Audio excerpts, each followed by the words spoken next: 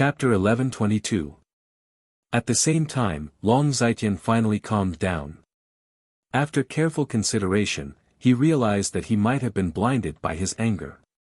At that time, the situation was urgent. Ji Tianqing might not have left the secret room, but was hiding in a corner of the secret room. Thinking of this, he quickly returned to the underground secret room and released his divine soul power, carefully searching every inch of land and space. However, at this moment, Ji Tianqing was already several hundred li away. He was flying high in the sky, returning to Central Continent City. The result was obvious. Long Zitian spent an hour, turning the secret room upside down, but still could not find Ji Tianqing. He was completely enraged and went crazy, cursing and roaring crazily in the secret room, waving his fists wildly, smashing the secret room into smithereens. An hour later, he walked out of the secret room with a gloomy expression, his aura as cold as ice. After a round of crazy venting, he finally calmed down, regaining his usual wisdom and calmness. He predicted that the 10,000 gu altar would be stolen, and there would be a series of consequences. Ji Tianqing would definitely use this as a pretext to take revenge on him, killing him and ruining his reputation. Thus, after careful consideration, he began to make arrangements in advance, minimizing losses and reducing the impact of this matter on him. Some plans needed to be suspended and terminated, some things needed to be done as soon as possible. There were also some people that needed to be eliminated as soon as possible. After all, he had too many sins and flaws that needed to be covered and erased as soon as possible. When Ji Tianqing returned to Central Continent City, it was already noon. He went to Flying Dragon City this time to participate in Long Zitian's birthday celebration, which was a huge risk. But the greater the risk, the greater the reward. What he had gained was simply a huge surprise. After returning to Tianqing Palace in the monarch residence, he sat in the study room to rest, taking out the 10,000 gu altar and playing with it in his hand. I really did not expect that after so many twists and turns, it finally became the current situation. I originally thought that Long Zitian was sinister and despicable, extremely shrewd, and very difficult to deal with. I had to spend a lot of time carrying out the plan step by step, cutting off his wings bit by bit, and finally killing him. I didn't expect him to be in such a hurry to get rid of me. Instead, I seized the opportunity to take drastic measures against him. He. Now that the trump card is in my hands, Long Zitian's death has arrived. He muttered to himself as he held the 10,000 gu altar in his palm, releasing dazzling five-colored light. Long Zitian was able to control Duanmu Huang, Murongzheng, the divine generals of the West Wilderness, the patriarchs of the grand clans, and those powerful city lords because of the 10,000 gu altar. Those people had been poisoned by him. If they didn't want to die, they had to listen to him. Now that the myriad gu altar is in my hands, I need to quickly refine this gu path divine artifact and gain full control over it. As such, those who have been poisoned must obey my orders, or they will die from the poison. Ji Tianqing muttered to himself. In his mind, he already had a plan to deal with Long Zitian.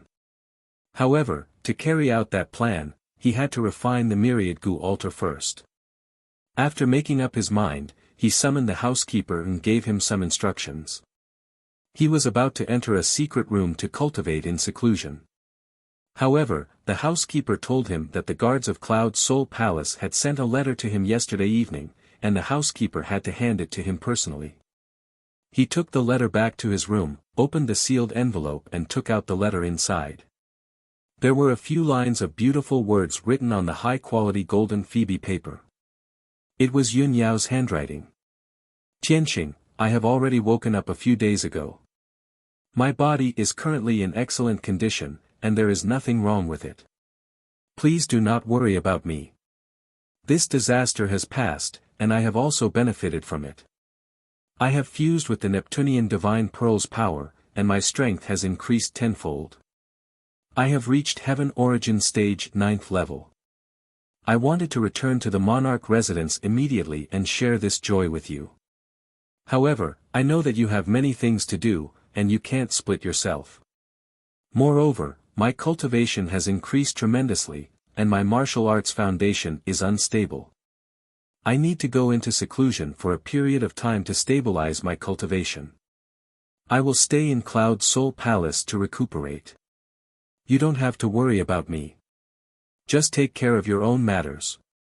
After I finish my seclusion, I will return to the monarch residence to look for you. We will talk face to face then. After reading the contents of the letter, Ji Tianqing put it away and revealed a face full of smiles. His eyes surged with gratification and surprise. This is great. Yao Yao has finally woken up. He didn't expect that she would benefit from the disaster and reach the 9th level of the Sky Origin stage after that. This has saved her 10 years of hard cultivation. With her talent, she will be able to reach soul refining stage in a year at most. He was filled with excitement and joy for Yunyao. After a while, he calmed down and went into the study to write 3 secret letters. He asked the housekeeper to send 2 of the letters to Cloud Soul Palace. The first letter was for Yunyao, and the second letter was for Yun Zhongqi. In the letter, Ji Tianqing mentioned that he went to the 3rd prince's birthday banquet and took away the 10,000 gu altar. He told Yun Zhongqi about his plan and asked Yun Zhongqi to help him deal with Long Zitian. As for the 3rd letter, it was for Long Yunxiao. The contents of the letters were similar. He told Long Yunxiao about what happened and asked Long Yunxiao to help him carry out his plan. This time, he wanted to use all his strength to crush Long Zitian. He would not give him a chance to turn the tables. After the housekeeper left with the 3 letters, he went into the secret room and focused on refining the 10,000 gu altar. The structure and control of the 10,000 gu altar were extremely profound and complicated. However, he controlled the pure divine power of the Gu Dao. He could use the divine power of the Gu Dao to refine the altar and save a lot of trouble. For 5 days, he cultivated in seclusion in the secret room and refined the 10,000 gu altar. After 5 days and 5 nights of cultivation, he completely controlled the 18 core formations and left his divine soul imprint in them. From now on, his life soul was connected to the 10,000 gu altar. The 10,000 gu altar had truly become his magic treasure. He could use and control it as if it was his own arm. Of course, magic treasures above the soul realm all had their corresponding control techniques. He did not have the technique, so he could not use the full power of the 10,000 gu altar. He could not use many of its effects. However, he was not in a hurry. He had plenty of chances to find the technique in the future. On the morning of the 6th day, he ended his seclusion and walked out of the secret room. When he returned to his room, a guard came to report that the Cloud Soul Palace Master and the Emperor had arrived and were waiting in the study. He smiled, and his eyes shone with anticipation. He quickly walked to the study. Chapter 1123. In the antique study room, there was a bronze incense burner emitting smoke. The warm morning sun shone through the window into the study room, reflecting a golden color on the floor. Yun Zhongqi, who was wearing a purple robe, and Long Yunxiao, who was wearing a golden robe, were sitting at the table, talking in low voices. In all these years, the 2 of them had not met many times. The last time they met was at Miracle Dr. Bailey's birthday banquet. However, the 2 of them did not talk much. The 2 of them wanted to avoid arousing suspicion, so as not to embarrass Ji Tianqing and Yunyao. After all, Ji Tianqing was the son-in-law of Cloud Soul Palace. Now, the 2 of them were meeting again in Tianqing Palace because of Ji Tianqing's letter. Yun Zhongqi was in a good mood. He smiled and stroked his beard. He praised, "I really did not expect Tianqing to give us such a big surprise. For so many years, the 3rd prince has controlled the Duanmu and Murong families. He has always been aggressive and wanted to destroy Cloud Soul Palace. I originally thought that it would take us many years to defeat the 3rd prince and completely get rid of this problem. It would also hurt us greatly. I did not expect that Tianqing would use such a simple and violent method to take away the 3rd prince's trump card. Tianqing is our Yun family's lucky star. He will save and change the fate of Cloud Soul Palace. Yun Zhongqi was very satisfied with Ji Tianqing and praised him. Long Yunxiao also nodded in agreement. He smiled and said, Ji Tianqing is not an ordinary person. He is very talented and his way of doing things is unpredictable. He can always create all kinds of miracles. Long Zai Tian is this monarch's greatest enemy. In order to contend against him, this monarch has worked hard for 10 years. I originally thought that it would take at least 10 years to completely defeat Long Zaitian. I did not expect that Ji Tianqing would hit the nail on the head. This time, he will definitely take Long Zaitian's life. Yun Zhongqi smiled again and asked, Emperor, how are your preparations going? Long Yunxiao nodded and said in a playful tone, the matter has been settled. We're just waiting for Tianqing to appear. Uncle Yun, what about you? Have you gathered everyone? The corners of Yun Zhongqi's mouth curled into a mocking smile. He nodded repeatedly and said, Humph. Of course, they are all here. They are waiting in the city. There will be a good show to watch later. After saying that, the two of them looked at each other and smiled, revealing a look of anticipation. At this moment, Ji Tianqing arrived and walked into the study.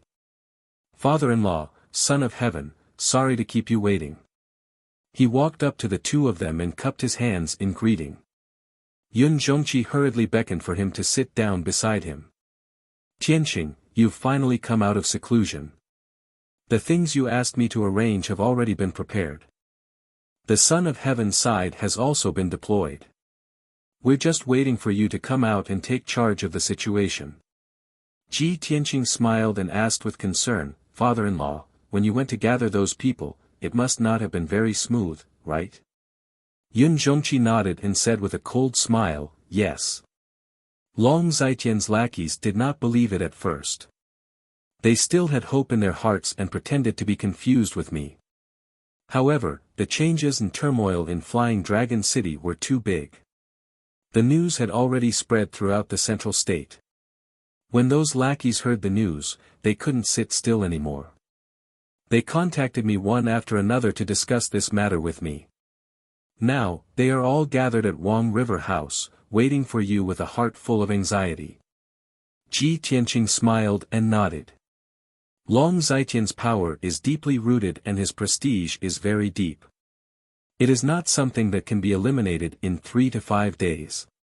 If I'm not wrong, the people you gathered this time are all small fries, right?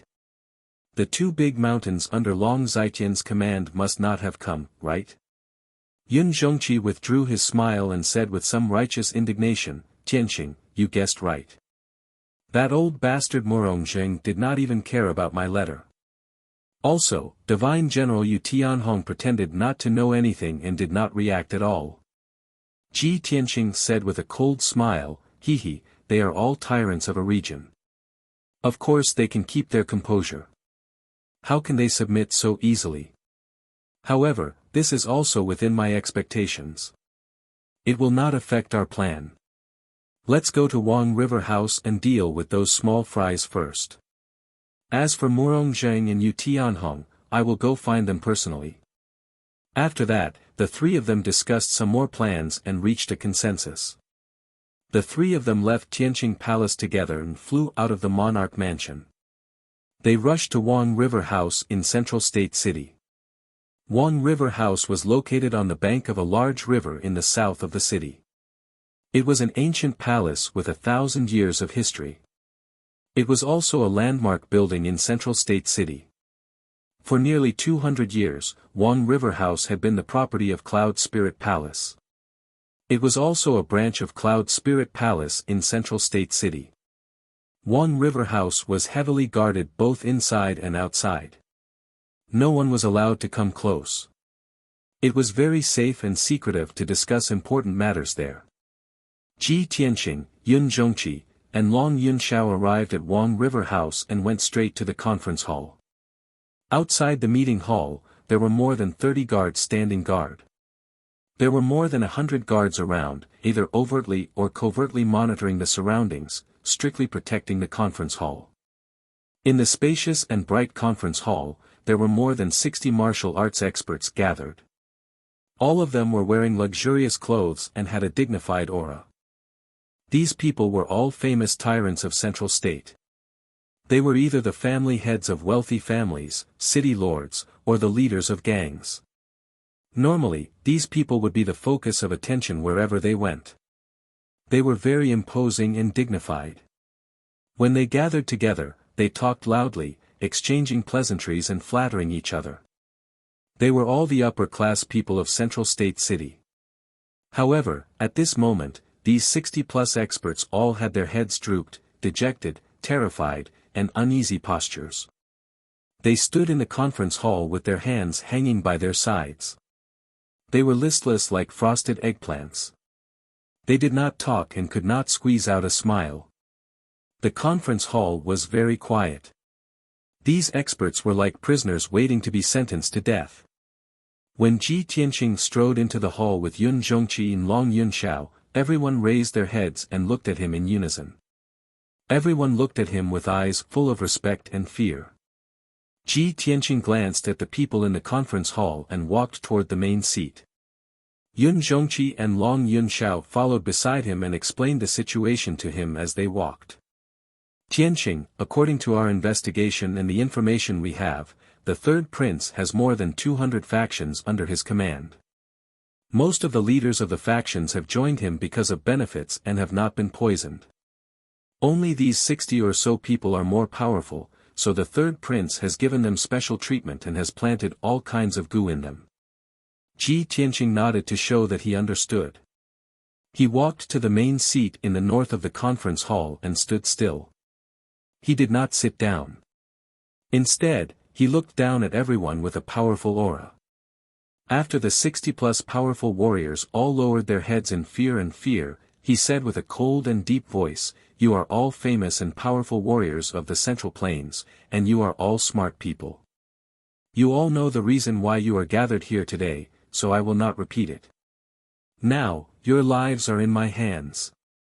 I only need a thought to kill you all. You will turn into a pool of blood on the spot. Not even your bones will be left." As he spoke, he slowly stretched out his right hand. A 5-colored light flashed in his palm, and a 2-foot-tall 5-colored altar appeared. The 60 or so experts in the conference hall all looked at the 10,000 gu altar with fear and horror in their eyes. At this moment, when they saw the 10,000 gu altar with their own eyes, they could finally confirm that the news from Flying Dragon City was true. The third prince's trump card was really taken away by Ji Tianqing. Chapter 1124. The main hall was silent and the atmosphere was oppressive. More than 60 powerful experts were trembling in fear and didn't even dare to breathe loudly. Their lives were in the hands of Ji Tianqing, and in their eyes, Ji Tianqing was a temperamental and arrogant guy. They didn't know Ji Tianqing's purpose and couldn't guess what Ji Tianqing wanted to do. Ji Tianqing looked at everyone expressionlessly and said in a low voice, "Although I control your life and death and can kill all of you with a thought, you should be thankful. I'm not a bloodthirsty person and I don't care about the power and wealth in your hands.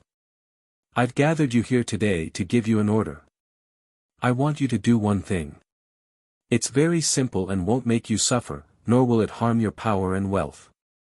At this point, the corners of his mouth curled up into a sneer and he said in a playful tone, "You have to jointly submit a memorial to the imperial court. Write down all the dirty deeds and evil deeds that you have done for Long Zitian and present them to the imperial court. I know that most of those heinous deeds were done by Long Zitian who threatened you. It wasn't your original intention. Now, I'll uphold justice for you. Write down the ins and outs of the matter in detail and hand it over to the imperial court for judgment." Hearing his words, more than 60 experts' faces suddenly changed and revealed looks of horror. "What? We want to jointly expose the third prince's crimes? How is this possible? If those things are reported to the imperial court, none of us will live. The third prince's power is deeply rooted and far beyond our imagination. He also has his eyes and ears in the imperial court. Even if we tell the truth and submit a memorial to the imperial court, I'm afraid it will be intercepted by the third prince and then we will all be eliminated by him. No. This matter absolutely cannot be done. I will not sacrifice all my life to do this. More than 60 experts were whispering to each other. They were very opposed to this matter. If Ji Tianqing only wanted to control them and make them swear loyalty to him, then things would be much easier. In any case, it didn't matter who they were loyal to or who they worked for. It was just a change of master, so there was no loss or psychological burden. However, they would never dare to complain to the imperial court about the third prince's crimes. Ji Tianqing had already expected such a reaction from the crowd, so he wasn't surprised or angry at all. He swept his cold gaze across the crowd and saw a short and fat middle-aged man in a brocade robe who was resisting the most fiercely. Not only did this person shout angrily, but he also instigated others to resist this order. Ji Tianqing frowned and secretly activated the myriad Gu altar, unleashing an invisible Gu Dao divine power and detonating the Gu poison in the middle-aged man's body. The middle-aged man was talking loudly, full of righteous indignation, trying to persuade the other two patriarchs not to submit. Suddenly, a series of crackling sounds came from inside his body, like the sound of soybeans being fried. His body shook and stiffened on the spot, black blood gushing out of his mouth and nose. He twisted his body with difficulty and widened his eyes, looking at Ji Tianqing with resentment. However, he could no longer make any sound. After a few gurgling sounds came out of his throat, he fell to the ground on his back and stopped breathing. Next, white smoke rose from his corpse, and it quickly corroded and festered. In just 10 breaths, his flesh and bones were completely corroded, turning into a pool of black blood. The hall was suddenly filled with a pungent smell and the smell of blood. The noisy crowd witnessed this scene with their own eyes. They were so scared that their faces turned pale. Their eyes were filled with fear, and they all retreated far away. The word death was said very lightly, as if there was nothing to be afraid of. However, everyone saw with their own eyes that a living person died in an instant, corroded into a pool of blood in the blink of an eye. Such a strong shock and impact, how could they not feel fear and respect? Those powerhouses who were shouting about disobeying the order all shut up obediently. They felt uneasy, afraid that Ji Tianqing would kill them on the spot. Ji Tianqing's eyes swept across the crowd, and he shouted expressionlessly, "I, Ji Tianqing, am not a cruel and bloodthirsty person, but I am definitely not a soft-hearted kind person. What I said just now is an order. You have no room to bargain. Whoever dares to resist will have the same ending. Don't try to fool me. If you agree on the spot, and then disobey in public, then you will still die, and not even your bones will be left." His tone was as gloomy as ice, containing an awe-inspiring majesty, making more than 60 powerhouses tremble and feel fear from the bottom of their hearts. After a moment of silence, some people who knew what was good for them hurriedly expressed their opinions. "Don't worry, Regent Lord Tianqing, we will follow your orders and write a memorial when we return.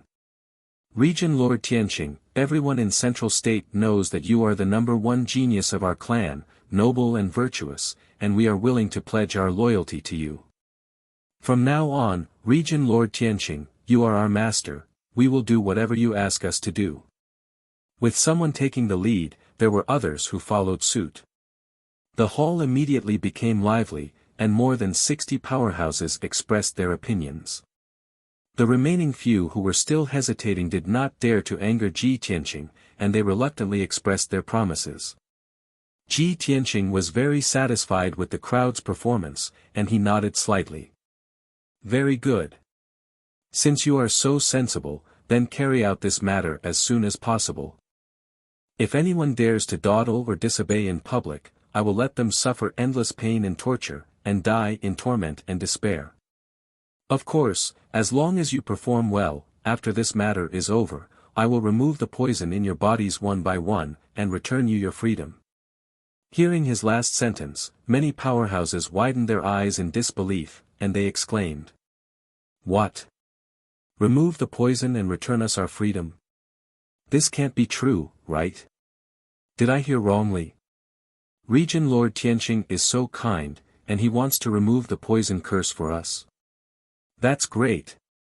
It seems that Regent Lord Tianqing is not lying. He really doesn't care about our little power and wealth, and he doesn't care at all. Regent Lord Tianqing, if you are really willing to remove the poison, you will be our benefactor. What are you hesitating for? We have to follow the orders of Regent Lord Tianqing, submit a memorial to the imperial court, and completely expose that treacherous and despicable bastard, the third prince. In order to no longer be tortured by the poison, and for freedom, I will risk my life to expose the third prince to the imperial court." Hearing that Ji Tianqing was willing to remove the poison, more than 60 powerhouses were wild with excitement, and they were so excited that they spoke incoherently. They were both in awe and grateful to Ji Tianqing, and they no longer dared to resist. Chapter 1125. After the matter was settled, over 60 experts left the Riverview Tower one after another. Everyone hurried back and prepared to submit a memorial to the imperial court. Ji Tianqing, Yun Zhongqi, and Long Yunxiao also left the discussion hall and entered the study. After the three of them sat down, they discussed this matter. Ji Tianqing said to Yun Zhongqi, "Father-in-law, the leaders of these 60 forces are scattered all over Central State. You need to let the spies of the Hidden Cloud Pavilion secretly monitor their movements. If anyone dares to report this to Long Zai Tian, kill them on the spot." Yun Zhongqi nodded, "All right, leave this matter to me." Ji Tianqing looked at Long Yunxiao and said, "Son of Heaven, there are also Long Zaitian's lackeys and spies in the imperial court. I need you to deal with these people. The 10,000 Gu altar has been taken by me. Long Zaitian will definitely be able to guess my plan and will definitely make preparations in advance. The memorials that the nobles and experts submit to the imperial court will most likely be intercepted by his lackeys." Before he finished speaking, Long Yunxiao understood his meaning and quickly nodded, "Tianqing, don't worry. I will immediately return to the imperial court to keep an eye on them. I guarantee that the memorials of those nobles and experts will be delivered to the imperial emperor's desk safely." Ji Tianqing smiled and nodded, "That's good. Then I will have to trouble you." After saying that, he bid farewell to Yun Zhongqi and Long Yunxiao and left the study. More than 60 rich and powerful families have been taken care of. Of the two powerhouses under Long Zai Tian, only Murong Zheng of the Murong family and the divine general of the West Wasteland, Yu Tianhong, remain. Murong Zheng was the patriarch of an ancient family. He had a special status and was very powerful. Ji Tianqing also killed Murong Lingfeng and had a blood feud with the Murong family. Therefore, he could not go to the Murong family and persuade Murong Zheng to change sides. His only target was the divine general of the Western Wilderness, Yu Tianhong. After walking out of Wang River House, he did not return to the imperial residence. Instead, he flew out of Central State City and rushed to the border of the Western Wilderness. It was time for revenge. He still hadn't forgotten that 2 months ago, he had been hunted down by Demon Commander Dark Knight. He had desperately fled to the outskirts of Mang City, but Yu Tianhong had refused to let him in. He remembered Yu Tianhong's expression and every word he had said at that time. Before he left Mang City, he had said something to Yu Tianhong. "One day, I'll make you regret what you've done today. At that time, even if you kneel down and beg me, it'll be useless." Now, it was time to fulfill those words. When Ji Tianqing had left the boundless world and returned to the central continent city, it had taken him half a month's time. However, things were different now. Relying on his profound cultivation, he was able to control the soul magic sword and travel at a speed that was twice as fast as before. 5 days later, he arrived at the border between the Central Plains and the West Wilderness and entered the Mangum mountain range. That evening, he arrived at the outskirts of Mang City and landed on the summit of a 10,000-meter tall mountain. He wasn't in a hurry to enter the city.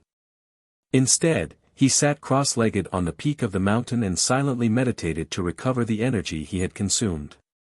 The night sky was dark and there were only a few stars that shone faintly. The Mangum mountain range was quiet and gloomy. Occasionally, the roars of some demonic beasts could be heard. In the majestic Mangum mountain range, there were specks of lights that shone like stars. On the majestic city walls, there were many teams that were patrolling and cruising. Everything went on as usual, as usual. With the power of the 1,000 venomous insect altar, Ji Tianqing could clearly sense that there was a venomous insect seed in Mang City. There was no doubt that it was a divine venomous insect seed that was planted in divine General Yu Tianhong's body.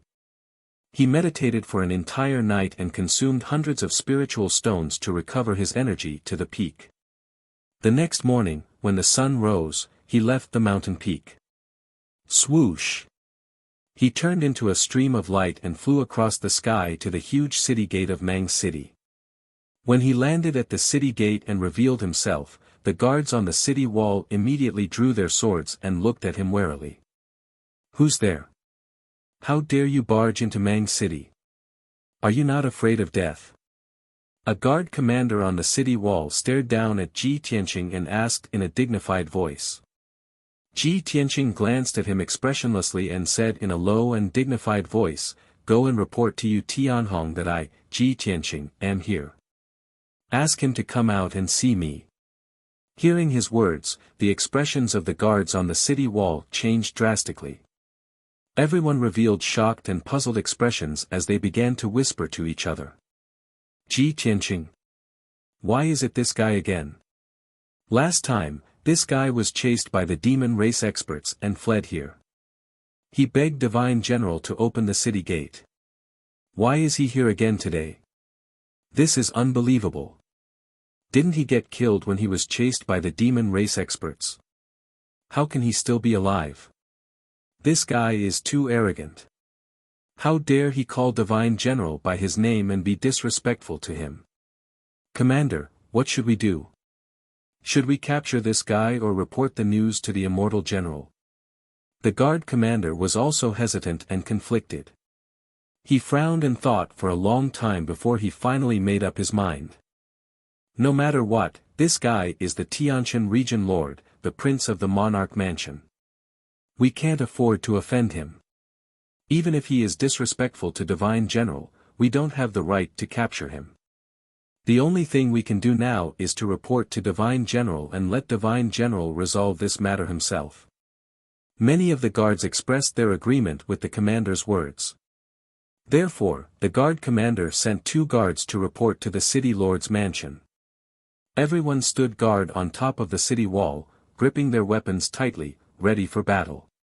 Ji Tianqing stood at the city gate with his hands behind his back expressionlessly. He looked down at the sea of clouds and the scenery below and waited patiently. After about a quarter of an hour, the 2 guards who had reported the news returned to the city wall in a panic. They rushed to the commander as fast as the wind. The guard commander quickly asked, "Did Divine General receive the news? What did he say?" The 2 guards' faces were very ugly. They avoided eye contact and stammered, "Divine General. He asked the guards to throw us out." After Divine General heard the news, he flew into a rage and told us to scram. It seems like he doesn't want to see Ji Tianqing. Hearing their answers, the guard commander noticed that their hair and armor were very messy, as if they had been beaten up. What should we do? The guard commander frowned and was in a dilemma. He pondered for a while with a solemn face, then made up his mind and said to Ji Tianqing, who was standing under the city gate, "Sir Ji Tianqing, our Divine General is busy with official business and has no time to entertain guests. Please leave, he will not see you." Ji Tianqing slowly turned around and looked up at the commander of the guards on the city wall. A meaningful sneer appeared on his face. Chapter 11:26. Ji Tianqing's mocking words stunned all the guards on the city wall. Everyone was stunned as they stared at him, not understanding what he meant. But he didn't bother to explain. He leaped up and flew to the city gate. Then, he took out the black broken sword and used the ultimate move of the piercing sword style, stabbing out a cold light.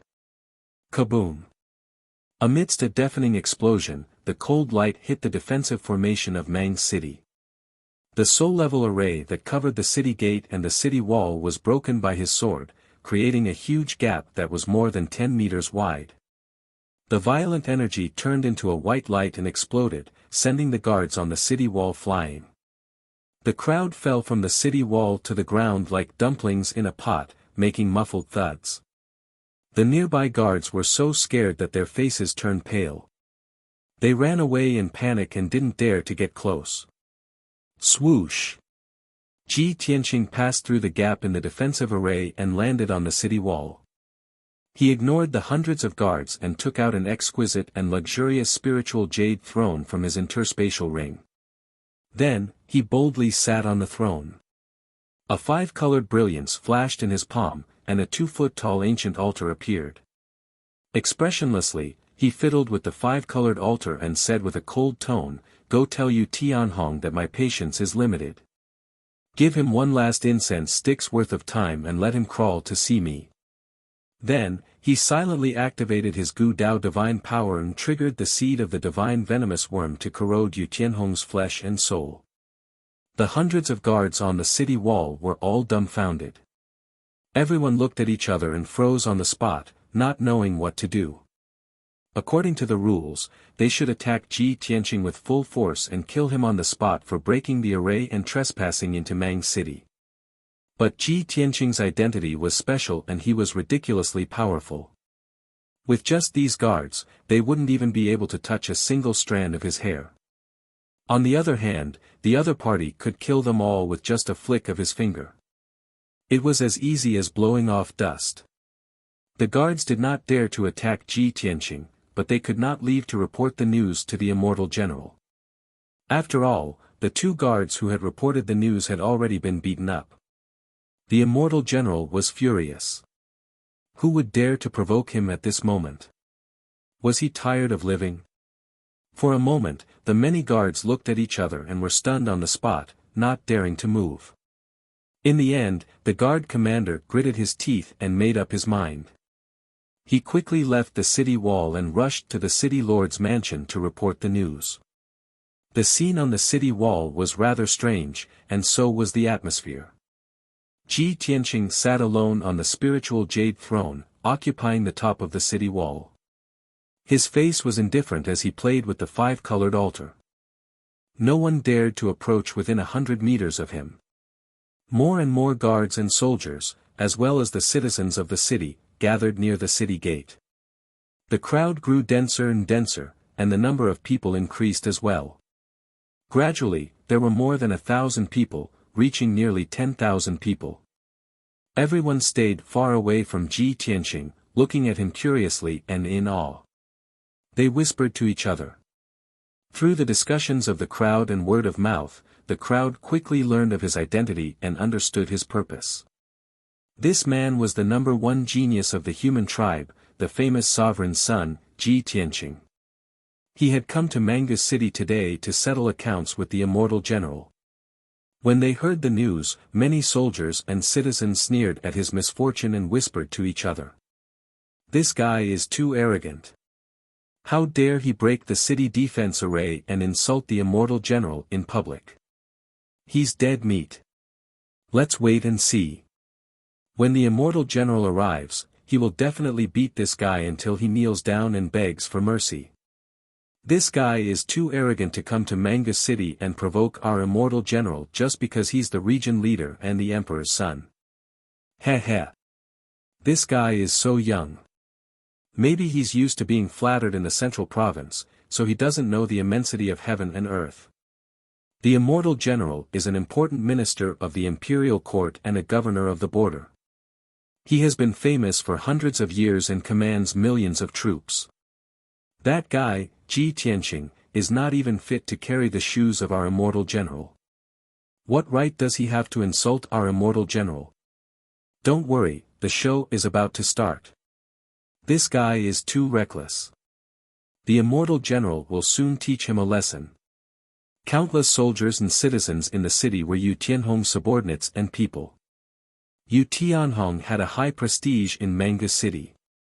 In the hearts of the people, he was the spiritual leader and the invincible god of war. They worshipped Yu Tianhong like crazy and regarded him as the guardian of Manga City. They would never allow anyone to blaspheme him. Ji Tianqing was so arrogant that he sat on the city wall and waited for Yu Tianhong to kneel down. Of course, he had angered the people. The people worshipped Yu Tianhong as a god and regarded him as the invincible god of war. However, no one knew that a different scene was taking place in the city governor's mansion. Yu Tianhong, who was wearing golden armor and a dark golden helmet, was handling military affairs in the study. He sat on a spacious throne with a silver cloak embroidered with stars and clouds draped over the back of the throne. He was reading a secret letter, frowning as he pondered over the contents of the letter. The letter was from the Flying Dragon City. It was the third prince's handwritten order. As for the contents of the letter, only he and the third prince knew. However, before he could figure out a problem, his body suddenly trembled and he felt a sharp pain in his chest. The sudden pain made him let out a muffled groan and his face turned pale. He immediately put down the letter and bent his back. He covered his chest with his right hand and hurriedly tried to resist the pain. However, it was all in vain. The strange and mysterious divine venomous insect exploded with violent power and quickly corroded his internal organs, blood, flesh, and meridians. In just 2 short breaths, his skin became red like fire and his body temperature became terrifyingly high. It was as if he was about to ignite. Under his skin, his blood vessels swelled up like earthworms and swam through his blood and flesh, causing his entire body to distort and deform. His entire face became dark red and his skin was boiling hot. It was as if he was about to bleed. His eyes became swollen and filled with blood. They popped out of their sockets and almost fell out. Even the corners of his mouth, nostrils, and ears were bleeding black and dirty blood. There was no doubt that the divine venomous insect's power had exploded and was crazily destroying his internal organs and blood vessels. The unparalleled pain caused him to fall to the ground and convulse continuously, letting out painful howls from his mouth. Damn it! The 3-month deadline is not up yet. There is still time left. Why? Why would the divine venomous insect act up? Could it be that the rumors are true? Ji Tianqing, is really him? Yu Tianhong roared as he continued to vomit blood and bits of flesh. Even though he had experienced this kind of pain after the third prince had planted the divine venomous insect in him. Chapter 1127. The unparalleled pain made Yu Tianhong go crazy. He rolled back and forth on the ground. Just a moment ago, he was dressed in martial attire and looked majestic. At this moment, his hair was disheveled and his face was ferocious. His entire body was distorted like a mutated monster. The study was a mess. The desk, chair, and bookcase were all knocked over by him. It was a mess. At this moment, the guard commander guarding the city gate finally arrived outside the study. The guard commander stood outside the door and reported respectfully, reporting to the divine general, Ji Tianqing has broken through the city defense array and has broken into the city. He is sitting on the city wall and in front of all the people in the city, he wants you to see him immediately. Yu Tianhong, who was in the study, was shocked and furious when he heard the news. His bloodshot eyes almost popped out of their sockets. What?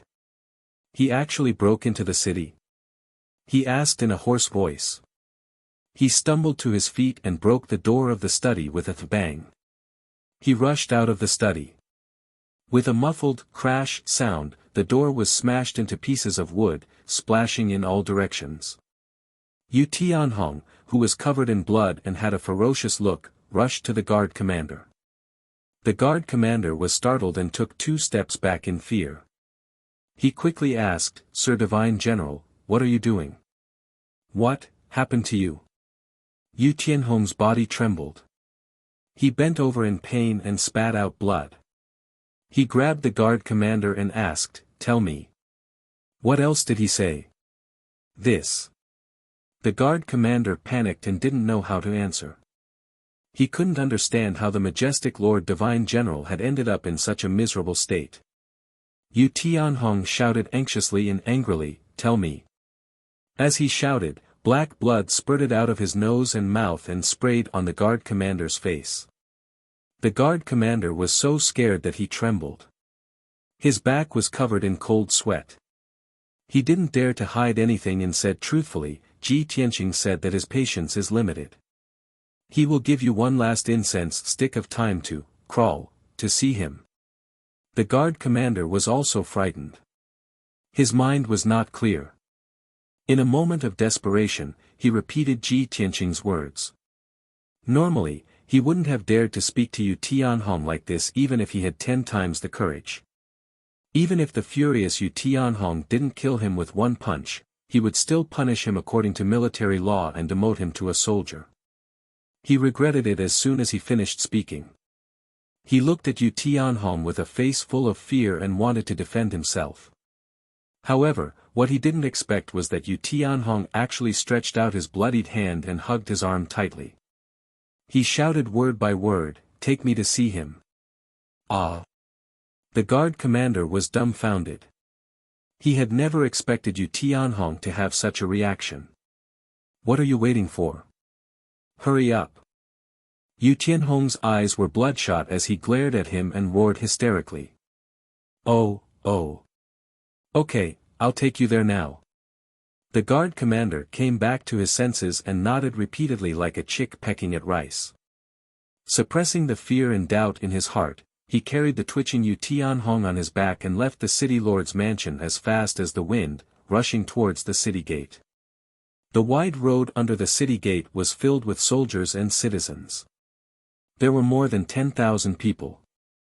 After the news spread in the city, countless people came to watch the show.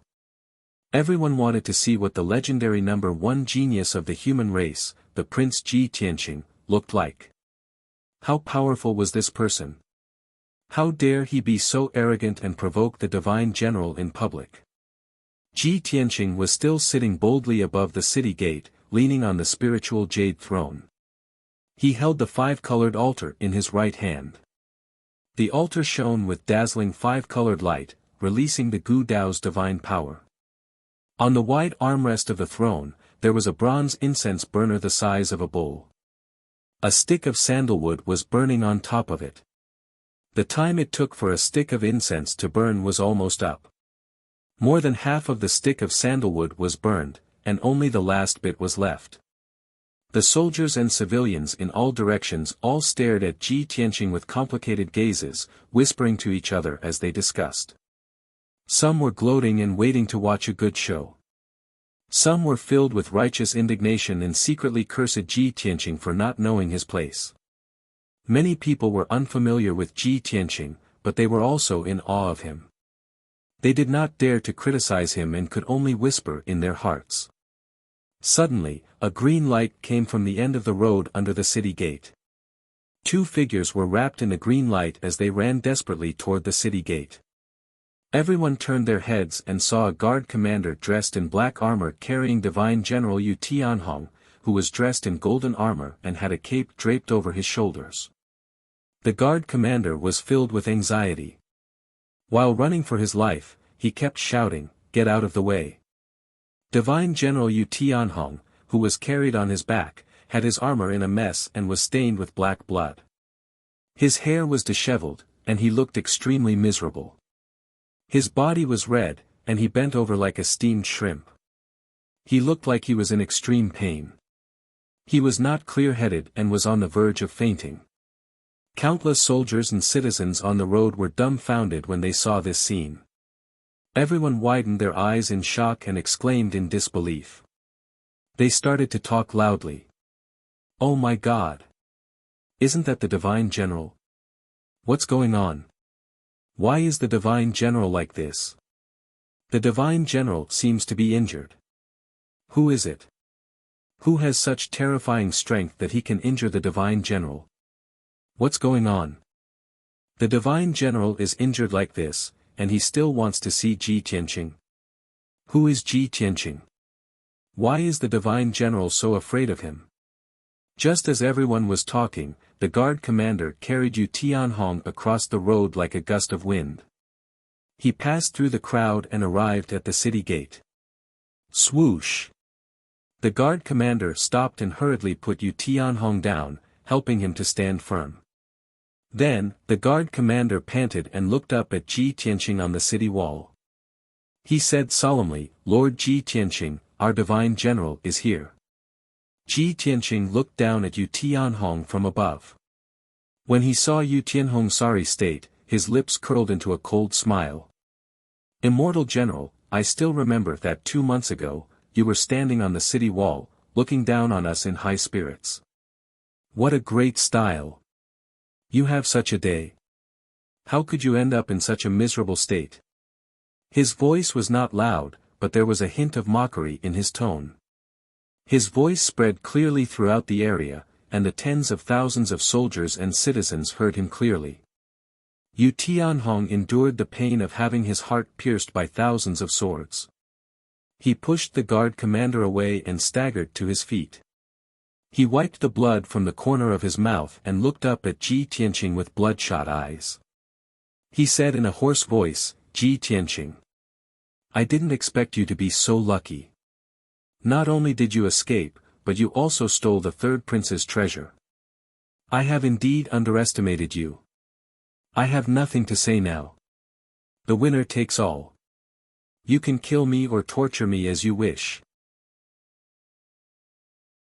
Chapter 11:28. Seeing Yu Tianhong's reaction, Ji Tianqing raised his eyebrows. "Do you think that since you're going to die anyway, you might as well fight to the end and die with dignity?" He looked at Yu Tianhong with a smile and asked in a mocking tone.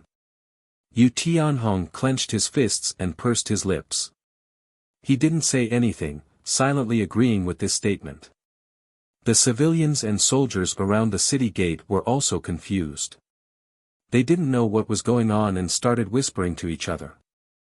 "Ha ha ha. If that's the case, I'll let you know that death isn't scary.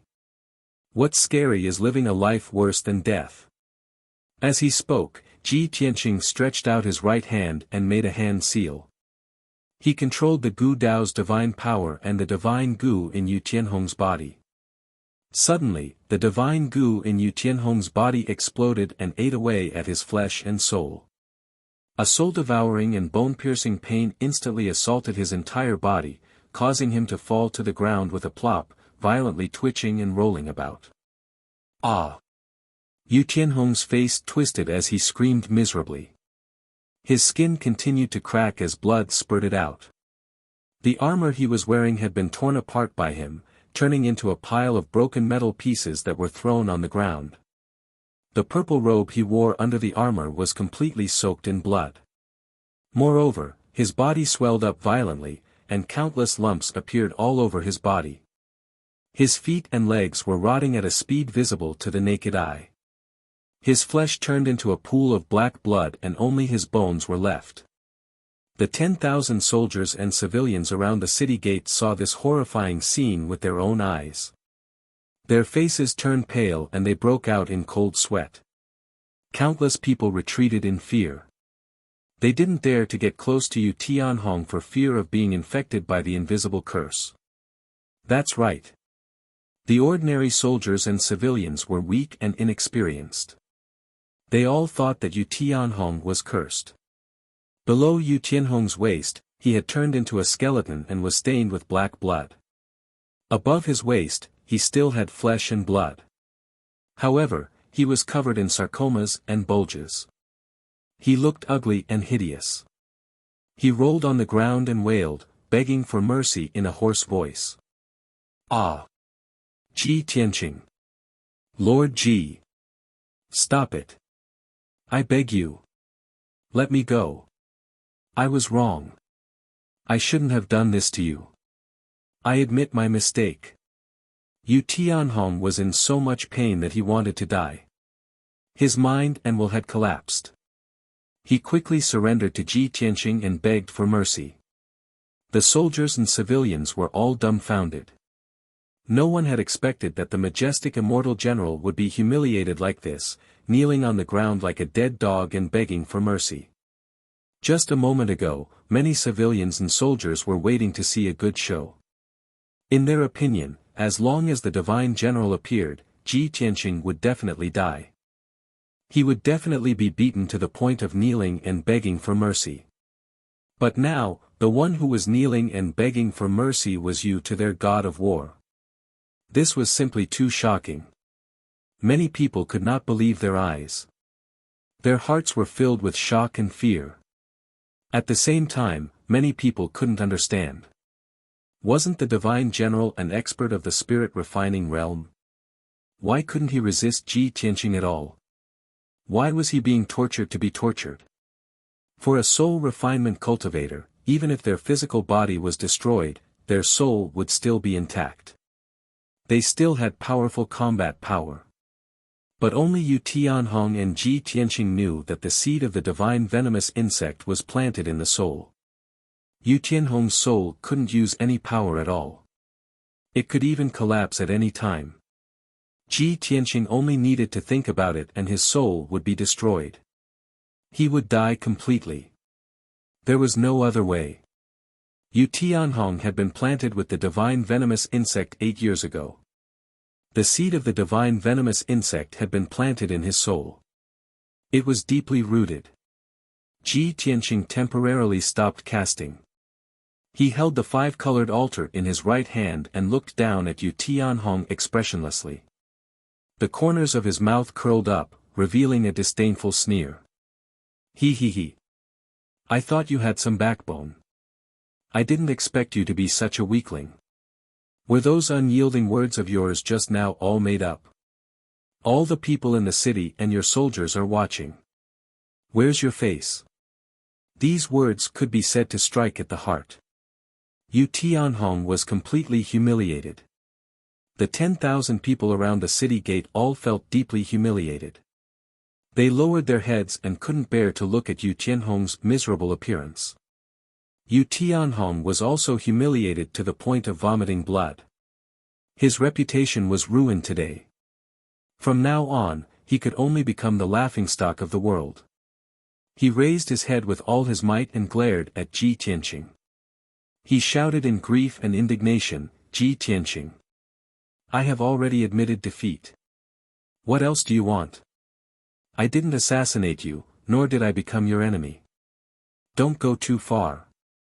Ji Tianqing looked at him indifferently and sneered. That day when I was being chased by Demon General Dark Knight, your actions, could it be that you have forgotten?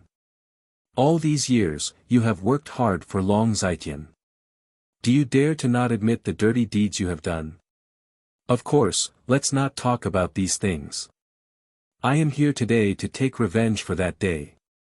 You should still remember the words I said to you when I escaped from the city gate.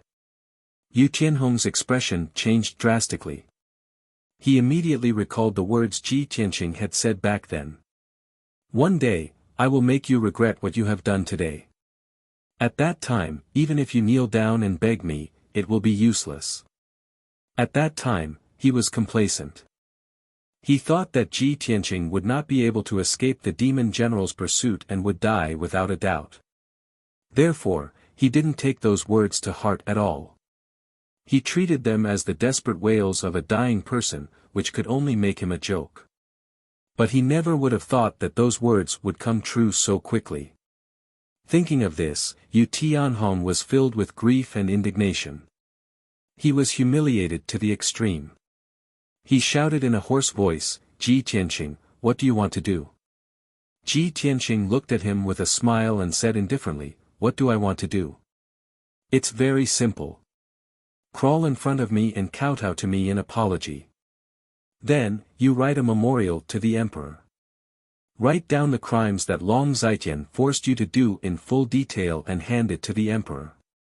Yu Tianhong subconsciously roared, "Don't even think about it." Ji Tianqing was not angry. He sneered and said, "Ha ha ha, you are really a lowly person." It was obviously Long Zhaitian who used the divine venomous insect to control you and coerce you to work for him. And you are used to being a lackey. You would rather die than betray him. You even risked your life to protect him. TSK, people like you are really a lowly wretch. Yu Tianhong was insulted in public. He was so humiliated that he vomited 3 mouthfuls of black blood in grief and indignation. The surrounding 10,000 people, when they heard Ji Tianqing's words, vaguely understood something. They all began to discuss. Ji Tianqing saw that Yu Tianhong was silent and his expression kept changing. He was hesitating and weighing the pros and cons. He continued to say, "Yu Tianhong, if you do as I say, not only will I spare your lowly life, I will also help you get rid of the divine venomous insect." Chapter 1129. The power of the divine venomous insect made Yu Tianhong tremble with fear. Even if Ji Tianqing did not promise him any benefits, after being tortured a few times, he would have a mental breakdown and be forced to agree to Ji Tianqing's conditions. What's more, Ji Tianqing had promised in public that if he obeyed, he would remove the divine venomous insect for him. How could he not be tempted? Ever since he was controlled by Long Zhaitian with the divine venomous insect, he had lost his freedom. A dignified divine general of the imperial court, a governor who guarded a region, had become Long Zhaitian's lackey. How humiliating was this? And now, Ji Tianqing had given him a chance to regain his freedom. He only had fear and hatred towards Long Zhaitian. There was no loyalty to him at all. How could he give up this opportunity? He only thought for a moment and nodded. He looked up at Ji Tianqing and said, "Ji Tianqing, I can agree to your conditions. But so many people are watching. You can't go back on your promise. Otherwise, even if I have to risk my life, I will make you lose your reputation." Ji Tianqing looked at him indifferently and sneered, "The one who will lose his reputation is you. You are just a dog now. You have no right to negotiate with me." Puff. Yu Tianhong was filled with grief and indignation. He opened his mouth and spat out a mouthful of blood. But he had no choice. He could only endure the humiliation and indignation. He used his arms to support himself and slowly climbed up the city wall. He crawled slowly on the ground and climbed up the stairs beside the city wall. Then, he climbed up the stairs step by step. The 10,000 people around the city gate also felt deeply humiliated. They all lowered their heads with pale faces and did not dare to make a sound. Yu Tianhong was their spiritual leader and the god of war they worshipped. But now, the god of war was like a dead dog, being humiliated and manipulated by others. Many people and soldiers secretly thought that if it were them, they would rather commit suicide on the spot than be humiliated like this. But Yu Tianhong still wanted to drag out an ignoble existence. This made many commoners and soldiers question and despise him. The glorious image of Yu Tianhong in everyone's hearts collapsed at this moment, becoming a synonym for humiliation. From now on, he would forever be nailed to the pillar of shame. Even after what happened today, he was still the divine general of the West Wilderness, guarding Manga City. He was no longer the god of war in everyone's hearts, nor was he some spiritual leader. After a long time, Yu Tianhong climbed up the city wall with difficulty under the gaze of more than 10,000 people. He came to Ji Tianqing's side, knelt at Ji Tianqing's feet, and kowtowed to apologize in front of everyone. Then, following Ji Tianqing's instructions, he took out a jade slip on the spot and inputted his soul's information into it. He recorded all the crimes that Long Zhaitian had coerced him with the divine venomous insect and ordered him to do in detail in the jade slip. He originally hated Long Zhaitian to the bones. Now that he exposed Long Zhaitian's crimes to the monarch, he naturally spared no effort. After all, he was also afraid of Long Zai-Tian's revenge and hoped that Long Zai-Tian would be severely punished by the imperial court. It would be best if he could be executed. A quarter of an hour later, he finished writing the memorial and cast a spell to send out the jade slip. Whoosh! The jade slip turned into a streak of golden light and instantly rushed high into the sky, flying towards the direction of the imperial court. After doing all this, he heaved a sigh of relief as if a heavy burden had been lifted from his shoulders.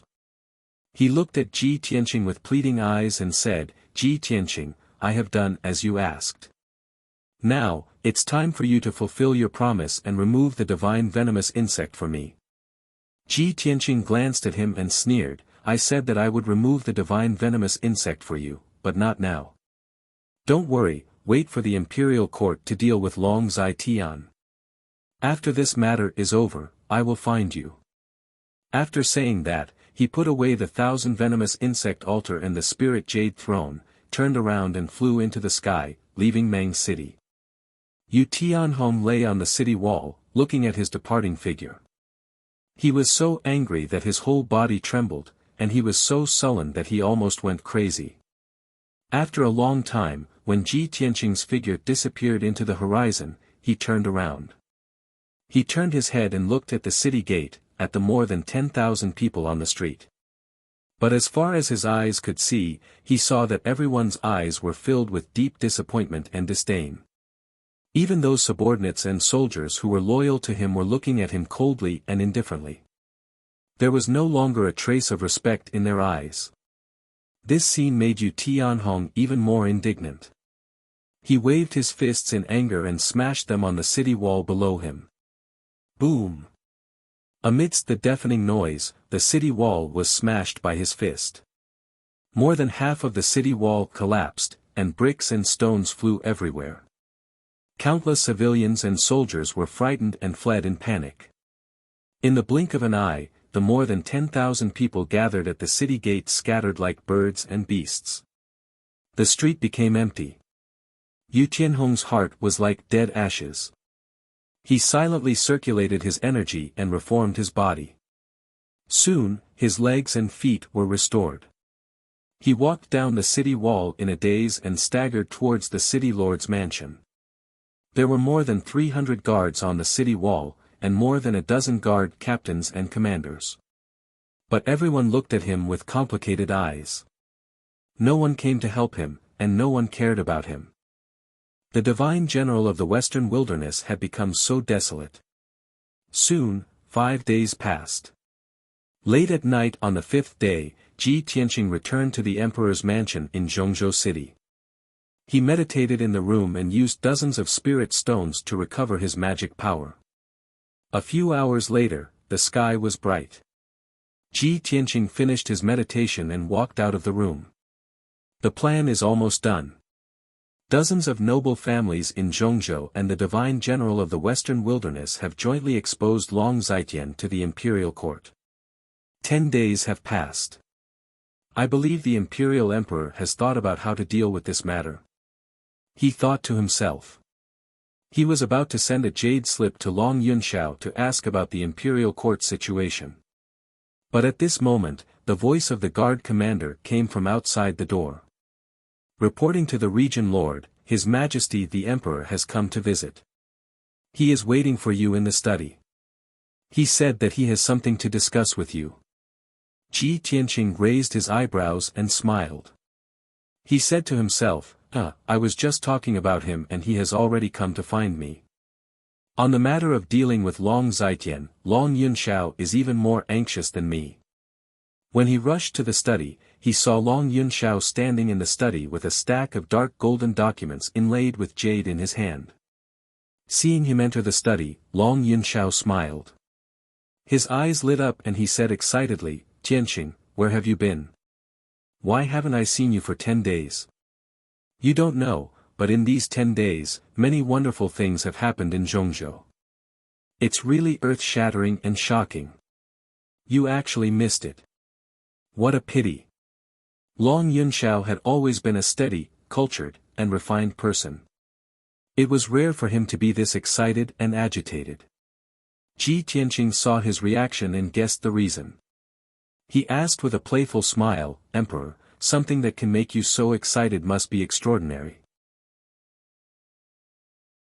Chapter 1130. Ji Tianqing's words startled Long Yunxiao. He immediately withdrew his excitement and wore a wry smile. "Tianqing, this matter is no small matter and involves a lot of people. How can the emperor make such a hasty decision?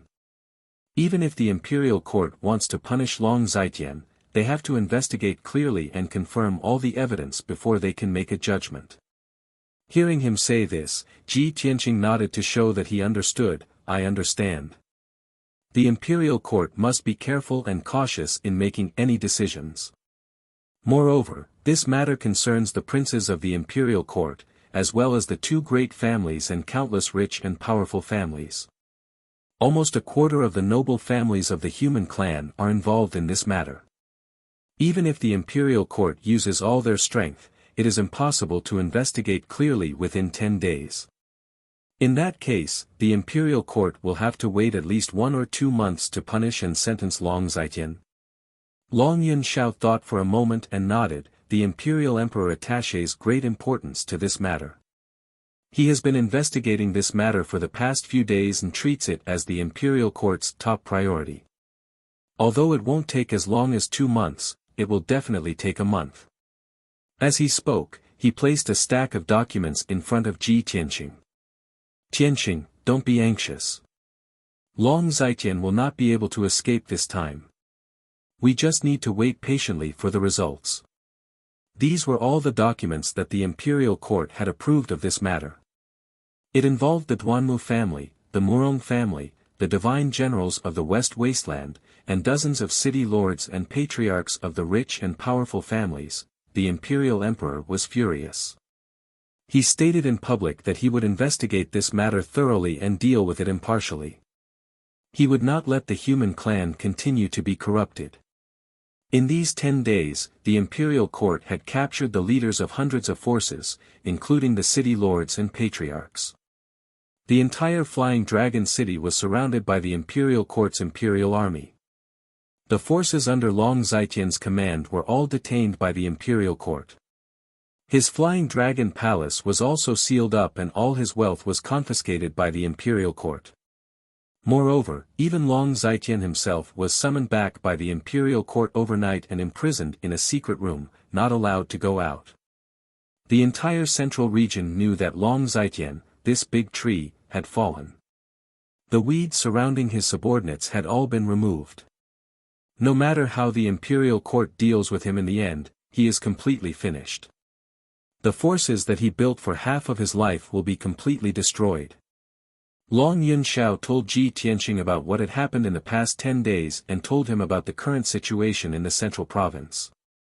After listening, Ji Tianqing made up his mind. He nodded slightly and said, "The development of the situation is basically the same as what I expected. However, there would always be some clues about Long Zhaitian controlling the two aristocratic families, the West Baron divine generals and the rich and powerful families. I don't believe that the imperial court and the imperial emperor don't know anything."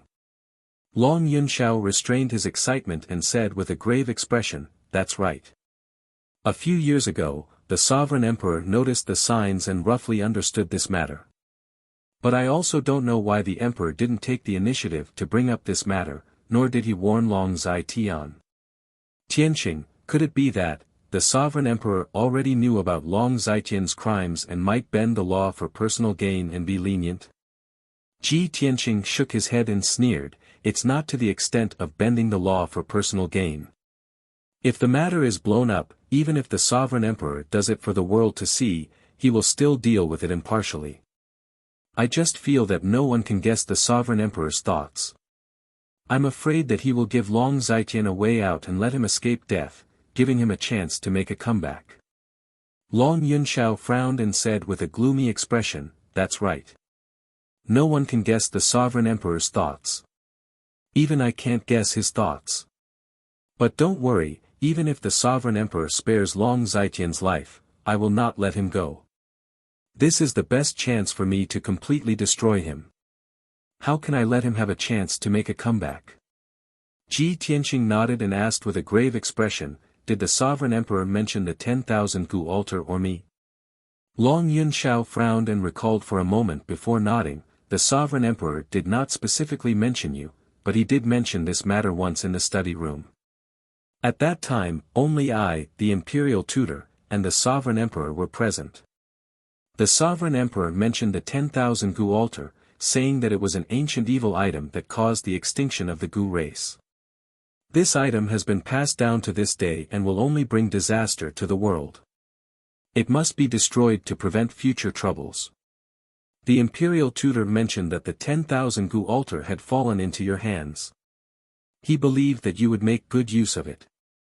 The sovereign emperor didn't seem to agree at that time, but he didn't say anything. Long Yunxiao paused for a moment and added, I can feel that the sovereign emperor seems to be deliberately avoiding you. Even when he was dealing with Long Zhaitian, he rarely mentioned you.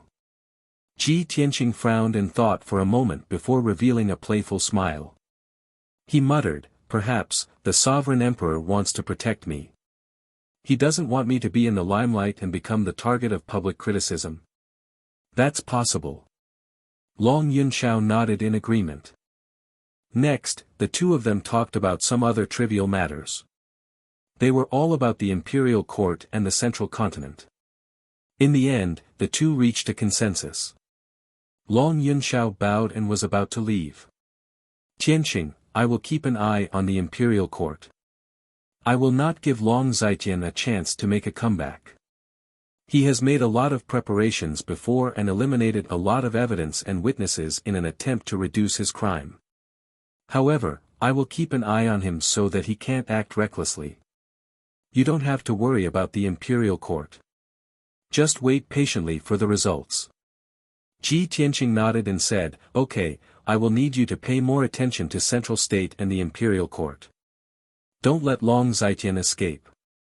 Long Yunxiao cupped his hands and said goodbye. Then, he turned around and left the study. Ji Tianqing sat alone in the study. He picked up a stack of documents on the desk and read them one by one. After about an hour, he had finished reading most of the documents. At this time, the guard commander came to the door and reported respectfully, reporting to the region lord, the prince of the water clan, Tai Yi, has come to visit. Ji Tianqing immediately put down the documents and raised his eyebrows. He smiled and said, what's the occasion today? Long Yunxiao had just left, and now Tai Yi was here. I also have something to look for him. It's convenient for him to come. After saying that, he asked the guard commander to bring Tai Yi to the study. Not long after, Tai Yi was led by the guard commander to the door of the study. As soon as he entered the study, he smiled and said to Ji Tianqing, Tianqing, I have long wanted to visit you and ask you some things. When I heard that you came out of seclusion, I hurried over. Ji Tianqing stood up to greet him and greeted him. After the two exchanged greetings, they sat down and chatted while drinking tea. Tai Yi looked at him with shining eyes and said with emotion, I was worried that it would not be easy for you to deal with the third prince. I didn't expect you to be so strong that you directly used your trump card and took away his treasure. Chapter 1131. Tai Yi was looking for Ji Tianqing mainly to ask about Long Zhaitian. In these 10 days, many things had happened in Central Province, and many rumors had spread. Tai Yi had a powerful intelligence network, so of course he knew about the news and Long Zhaitian's movements. He just wanted to ask Ji Tianqing what his plans were, and if there was anything he needed his help with. However, Ji Tianqing declined his good intentions. Tai Yi, thank you for your kind help, but I don't have any plans for the time being, so I won't trouble you. Speaking of which, I have something I want to talk to you about. Tai Yi looked expectant. He quickly asked, is there anything I can help you with? Just tell me. Ji Tianqing smiled and said in a playful tone, Shao Han, the divine general of Donglin who guards the East Sea, has had many dealings with your imperial court. You should be familiar with him, right? Hearing this, Tai Yi looked confused and asked with a frown, what? Did Xiao Han offend you and you want to attack him? But before, didn't you two go to my imperial court together? Didn't you seem to have a good relationship? Ji Tianqing waved his hand and said with a smile, you misunderstand. I don't want to harm him. I just want to know more about him and ask for some information. You don't have to ask about the specific reasons. Just tell me what you know. Only then did Tai reveal a look of understanding. He nodded and said, so that's how it is. Xiao Han's character was still relatively upright. He doesn't covet benefits or power, nor does he bend the law for personal gain. He's always done things impartially. Speaking of which, this guy is very loyal to the imperial court. No matter how we bribed or tried to rope him in, he didn't waver at all. He gave father a headache. Ji Tianqing smiled playfully. Fortunately, Xiao Han is a decent person. If he was bribed by you, who knows how many bays and territories we would have lost. Tai was a bit embarrassed and waved his hand, ahem. Let's not talk about this. Let's talk about Xiao Han. Xiao Han was neither the most famous nor the most powerful among the 4 immortal generals of the human clan. However, he is trusted by the human imperial court the most. This man is very steady and steady. It is not an exaggeration to say that he is very shrewd and cunning. Ji Tianqing listened silently, and his understanding of Xiao Han increased. About half an hour later, Tai told him everything he knew. Then, he took out a jade slip from his interspatial ring and handed it to Ji Tianqing. Xiao Han is a human divine general guarding the border of the Eastern Sea. He often interacts with the imperial court of our race. Of course, we know him very well and have investigated him in detail. This is the information in my hands. It records everything about Xiao Han. If you have time, you can slowly study it. Ji Tianqing accepted the jade scroll and cupped his hands. Tai, thank you for your help. Tai waved his hand and said seriously, we are brothers. There is no need to thank me for such a small thing. The two chatted for a while more before Tai bid farewell and left Tianqing Palace. Ji Tianqing returned to his room and took out the jade scroll to read the information in it. The information Tai gave him was extremely detailed. There were more than 100,000 words, and it recorded everything about Xiao Han. It took him 4 hours to finish reading the information from beginning to end. Through this information, he learned about Xiao Han's background and experiences.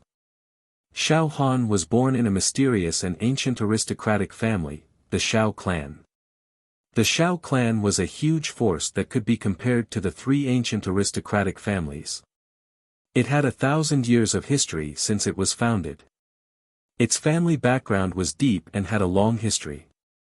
However, the Xiao clan had always lived in seclusion in a mysterious forbidden land and rarely appeared in front of the world.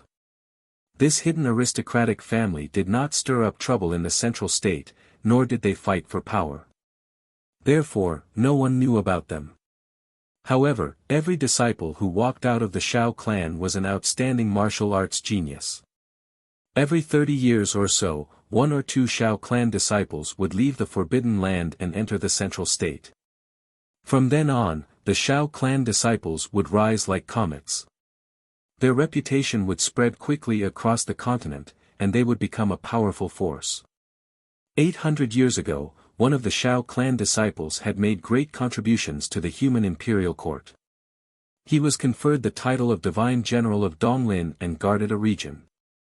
Since then, the Xiao clan had produced 3 divine generals, all of whom guarded the borders for the human race. Xiao Han was the 3rd divine general of the Xiao clan, and he was also the most famous powerhouse in the Xiao clan. Over the past 1,000 years, the Xiao clan disciples had spread their branches and established many powerful forces in the central state. However, the Xiao clan that the world knew today was the clan founded by Xiao Han. It occupied Wuxia City in the central state. Wuxia City was Xiao Han's fief.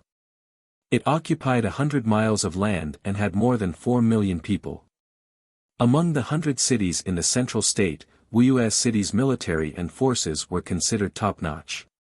However, the Shao clan kept a low profile and did not associate with the other aristocratic families.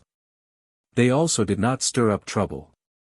This ancient city, hidden among the mountains and rivers, had always been peaceful and stable. The people lived and worked in peace. Therefore, Wuxia City was not well known. It was not widely known by the people of the central state. As for the Shao clan, the ancient hidden sect, no one knew about them. Only the imperial courts, top aristocratic families, and forces knew about the Shao clan. After learning about this, Ji Tianqing focused on the Shao clan. The gift that Shao Han gave to Long Zitian was a treasure from 1,000 years ago. It was sealed with a formation created by Kenshin. Coincidentally, the Shao clan is also an ancient hidden sect aristocratic family. It seems that the problem lies with the Shao clan. He thought for a while and vaguely guessed some clues. The next morning, he instructed the housekeeper of the Tianqing Palace and left the imperial residence alone for Wuxia City. He wanted to go to the Shao clan in Wuxia City and ask them about this matter. Wuxia City was located in the northwest of the central state. It was 1,000,000 miles away from Zhongzhou City. Ji Tianqing flew for 6 days straight before he finally arrived at Wuxia City, covered in dust. When he arrived at Wuxia City, it was already the morning of the 7th day. The sun rose from the east and the golden rays of the sun shone on the earth. He was flying thousands of feet high in the sky. Below his feet was an endless stretch of majestic mountains. The majestic mountains and huge mountains were filled with lush green forests that emitted a strong aura of green wood. 100 miles ahead, 3 huge mountains intersected. One of them was a huge valley with a radius of more than 100 miles. The valley that was surrounded by mountains and had 2 rivers flowing through it was Wuxia City. Ji Tianqing flew over the mountains and arrived above Wuxia City. He looked down at the ancient city from above. He saw that the ancient city was surrounded by grayish-white stone walls. Chapter 1132. Ji Tianqing observed from the sky for a while before landing outside the city gates. Wuxia City was located in a remote area and in the middle of a mountain range. For ordinary martial artists and citizens, it was difficult to traverse. Therefore, there were not many citizens and merchants going in and out of the city gates. There were more than 50 black-armored city guards guarding the city gates. They wore armor and carried swords, and their auras were iron-blooded. A few citizens and martial artists from the nearby villages were queuing up to be checked by the city guards. Ji Tianqing followed behind the line. After being checked, he paid 2 spirit stones in taxes before being allowed to enter the city. He calmly crossed the city gates and entered the ancient city. He walked toward the city center as if he was taking a stroll. As he walked toward the city center, he looked at the architectural style of the city. The environment of the ancient city was clean and tidy. The buildings were very close together. The streets and alleys were bustling with people, and the sound of peddlers calling out their wares could be heard. But overall, Wuxia City did not give off the feeling of being bustling. It was quiet and leisurely. The citizens and peddlers in the city were leisurely and unhurried. This invisible atmosphere relaxed one's mind and made one feel inexplicably safe and happy. Ji Tianqing could see that the security of Wuxia City was very good. The people were simple and honest, and the citizens were very prosperous and stable. Of course, this was due to the Shao family. The Shao family controlled Wuxia City and managed it in an orderly and strict manner. 2 hours later, Ji Tianqing arrived at the city center and stood outside the gates of the city lord's mansion. Shao Han was the current head of the Shao family in Wuxia City. However, he guarded the East Sea border all year round and was not in Wuxia City. Therefore, the city lord guarding Wuxia City was not Shao Han, but his eldest son, Shao Changyu. When Ji Tianqing walked to the gates of the city lord's mansion, he was stopped by the guards. They questioned him about his identity and purpose. He took out the region lord's golden seal and said in a dignified voice, "I am Ji Tianqing, the region lord of Tianquan. I have something to discuss with your city lord. Quickly report to him."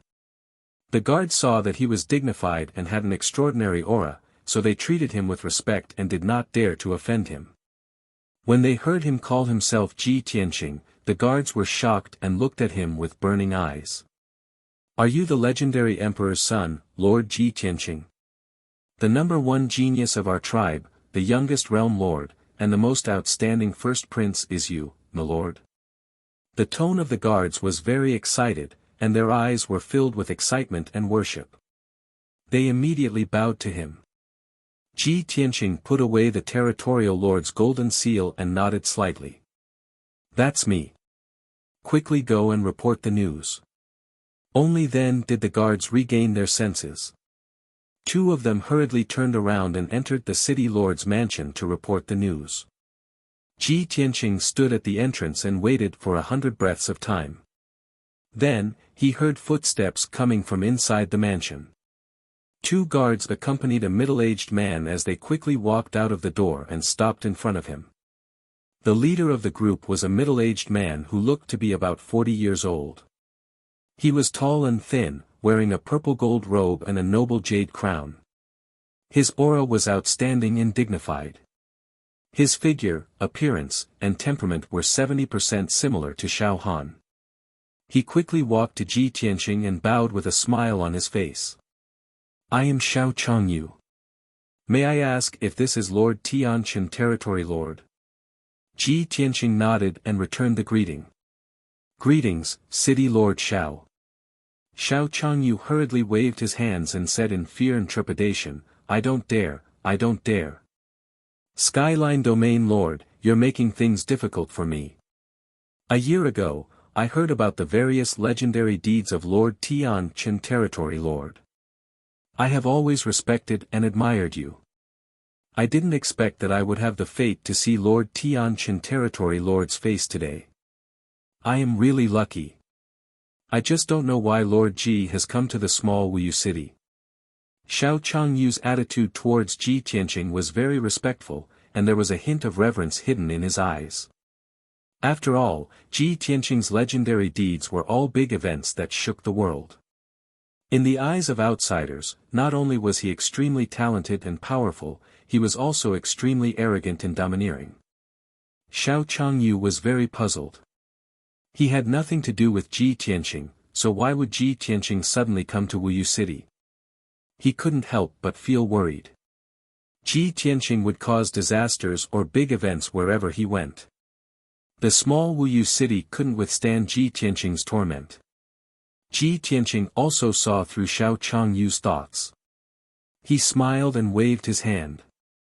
City Lord Xiao, you don't have to be so distant and respectful to me. I have met your father once and we have a good chat. We can be considered good friends. My visit to Wuyu City today won't bring you any trouble. I am here to find your father and understand some things. Hearing him say this, Xiao Changyu was stunned. He said in disbelief, You are friends with my father? My father didn't say anything about this. Lord Ji, I have been rude. Since you're here to look for my father, please come in and have a chat. Since there was this layer of relationship, Xiao Changyu was relieved and quickly invited Ji Tianqing into the city lord's mansion.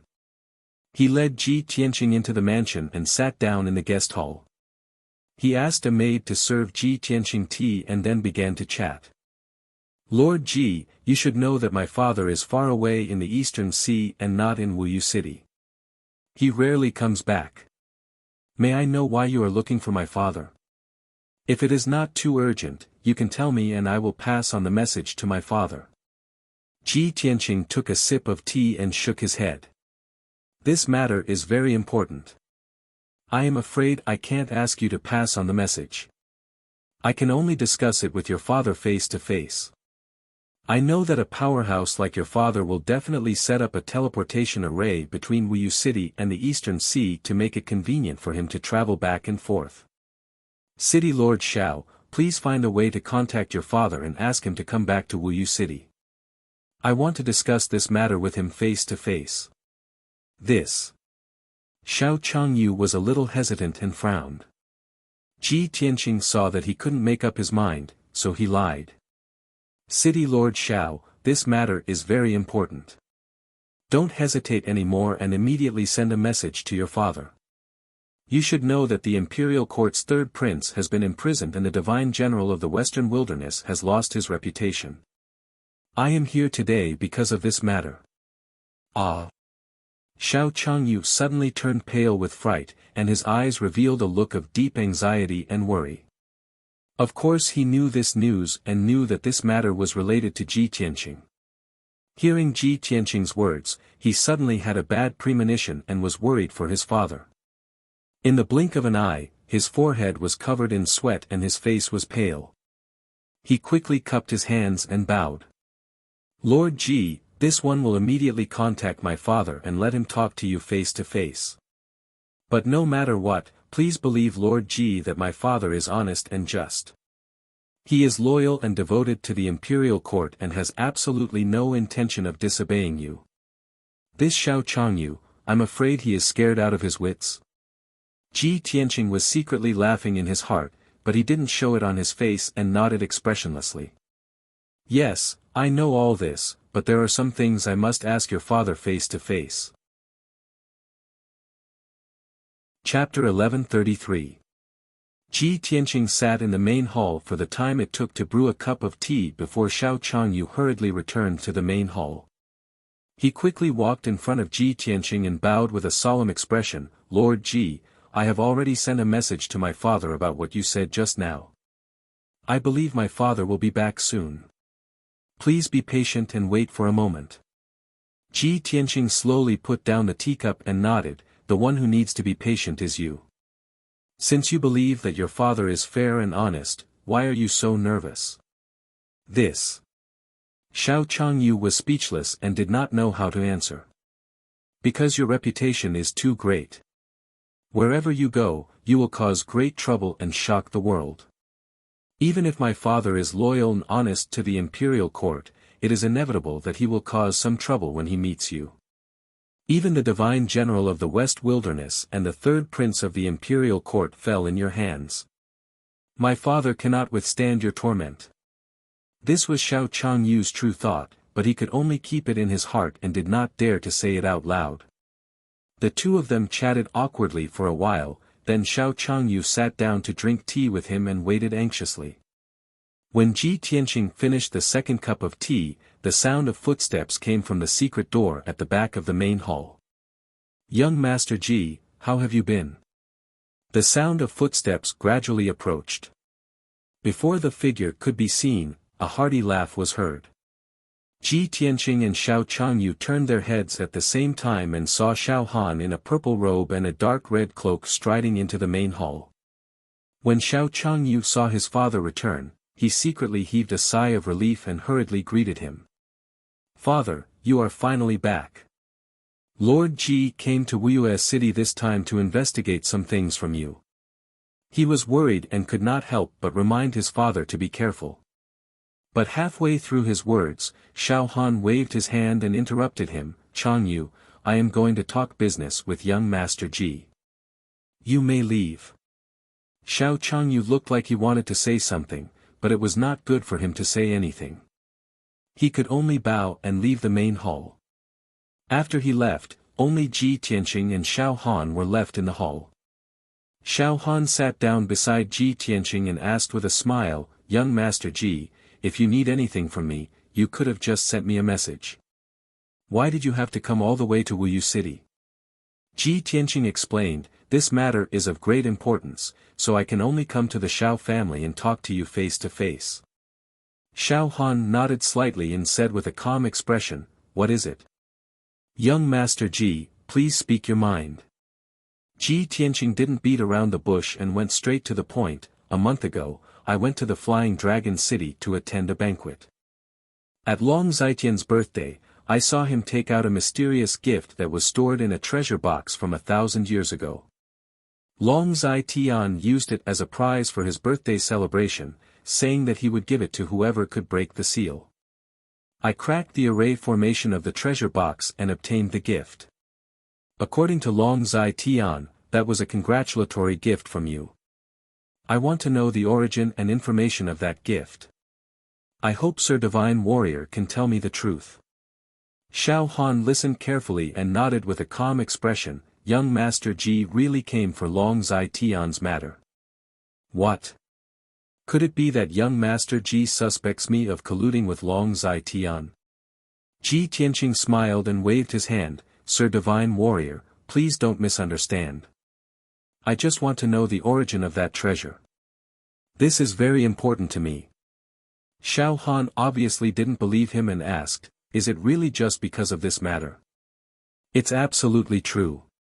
Ji Tianqing nodded with a serious expression. Xiao Han frowned in confusion. My son just sent me a message saying that young Master Ji wants to investigate me and interrogate me about Long Zai Tian and the Divine Warrior of the West Wilderness. Ji Tianqing smiled and said, Sir Divine Warrior, please don't misunderstand. That was just a temporary measure. Otherwise, why would City Lord Xiao be so anxious and call you back? Xiao Han suddenly understood and shook his head, not knowing whether to laugh or cry. So that's how it is. Young Master Ji, those words of yours really scared my son quite a bit. You also know that our Xiao clan has always stood aloof from worldly affairs and didn't want to get involved in worldly disputes. My son's aptitude is dull. He's good at preserving, but not good at expanding. In the future, he won't be able to take on great responsibilities. That's why he was so easily scared by you. Ji Tianqing smiled and said, City Lord Zhao's integrity is a good thing for Wuxia City.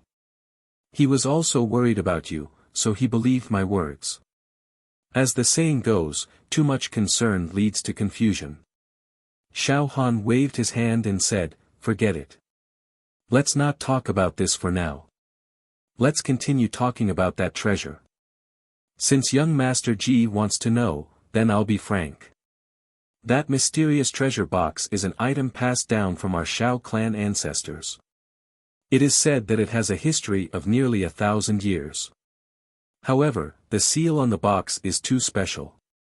Even a spirit refining realm expert can't break it. No one knows what's inside the box.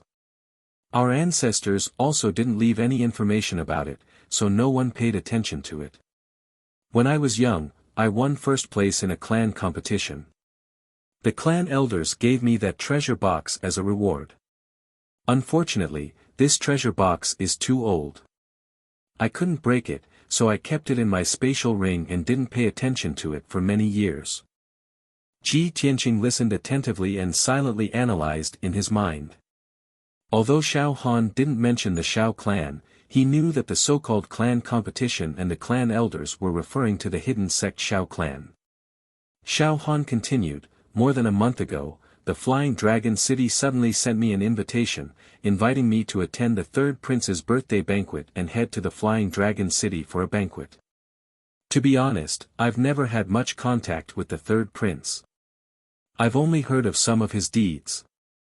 I've always kept a respectful distance from him and never had any dealings with him. However, he's still a prince of the imperial court. He sent a trusted aide to send me an invitation card, inviting me to the banquet. As a subject of the imperial court, it's not good for me to refuse. After much consideration, I decided to use the excuse of being busy with military affairs as an excuse to decline the invitation to the banquet. However, I wanted to take out a congratulatory gift to show my sincerity. I'm estranged from the third prince, so it's impossible for me to give him precious treasures and abundant resources. Therefore, I rummaged through my spatial ring and found the treasure box that had been unused for decades. I gave it to Long Zaitian as a congratulatory gift. Speaking up to here, Xiao Han revealed a self-deprecating smile and sighed with a complicated tone. I originally thought that there was nothing special about the treasure box and that it must contain an ordinary treasure. Long Zaitian probably guessed this and took out the treasure box as a prize to liven up the atmosphere of the birthday banquet. However, we didn't expect that the treasure box contained the top refining material, star sand. Young Master Ji, I'm not afraid of you laughing at me." When I heard this news, I regretted it so much that my intestines turned green. Fortunately, this treasure fell into your hands in the end. I felt a little comforted. Chapter 1134. Ji Tianqing had already figured out the ins and outs of the congratulatory gift. Only now did he understand that this matter was actually a mistake. Xiao Han and Long Zitian's relationship was not good, but due to face, he gave a worthless congratulatory gift. Long Zitian also understood this point, and thought that the congratulatory gift was very ordinary, so he took it out as a prize at the birthday banquet. But no one would have thought that in the end, this worthless congratulatory gift fell into his hands. He unlocked the seal of the treasure box, only to discover that it contained the priceless star sand. Long Zitian and Xiao Han were both very regretful, but he became the lucky one. However, he had already obtained the star sand, and in the future, he would use this material to reforge the broken sword, so it was impossible for him to return it to Xiao Han. Xiao Han was also very tactful, and did not have the thought of asking him to return the star sand. But Ji Tianqing's main purpose of looking for Xiao Han was to understand the origin of the treasure box. He had to get to the bottom of it, and get to the bottom of it. "Lord Divine General, to tell you the truth, only I can break the seal of the mysterious treasure box, and it is very important to me. Please think carefully, what is the origin of that treasure box, and who made it?" Xiao Han saw his solemn expression, and frowned as he carefully recalled. After a long while, he recalled what happened back then, and said in a deep voice, "Back then, when the family elders gave the treasure box to me, they said that the treasure box was the treasure of our Xiao family's ancestor. After that, I also investigated and asked, and it was said that the treasure box was found in the secret room of the Xiao family's ancestor. However, our Xiao family's ancestor did not leave any information about the treasure box, nor did he say what was inside." Xiao family's ancestor. Ji Tianqing raised his eyebrows, and asked tentatively, "Lord Divine General, was the seal on the treasure box cast by the Xiao family's ancestor?" "That treasure box has 1,000 years of history, which means that the Xiao family's ancestor is a powerhouse from 1,000 years ago." Xiao Han frowned and thought for a moment, and after weighing for a while, he nodded and said, "Our Xiao family's ancestor is indeed a powerhouse from 1,000 years ago. However, other than the ancestor himself, no one knows whether or not the treasure box was sealed by him." Ji Tianqing nodded slightly and thought to himself, "Back then, the manor head told me that Kenshin's 4 followers were Gu Yi and Xiao Shui.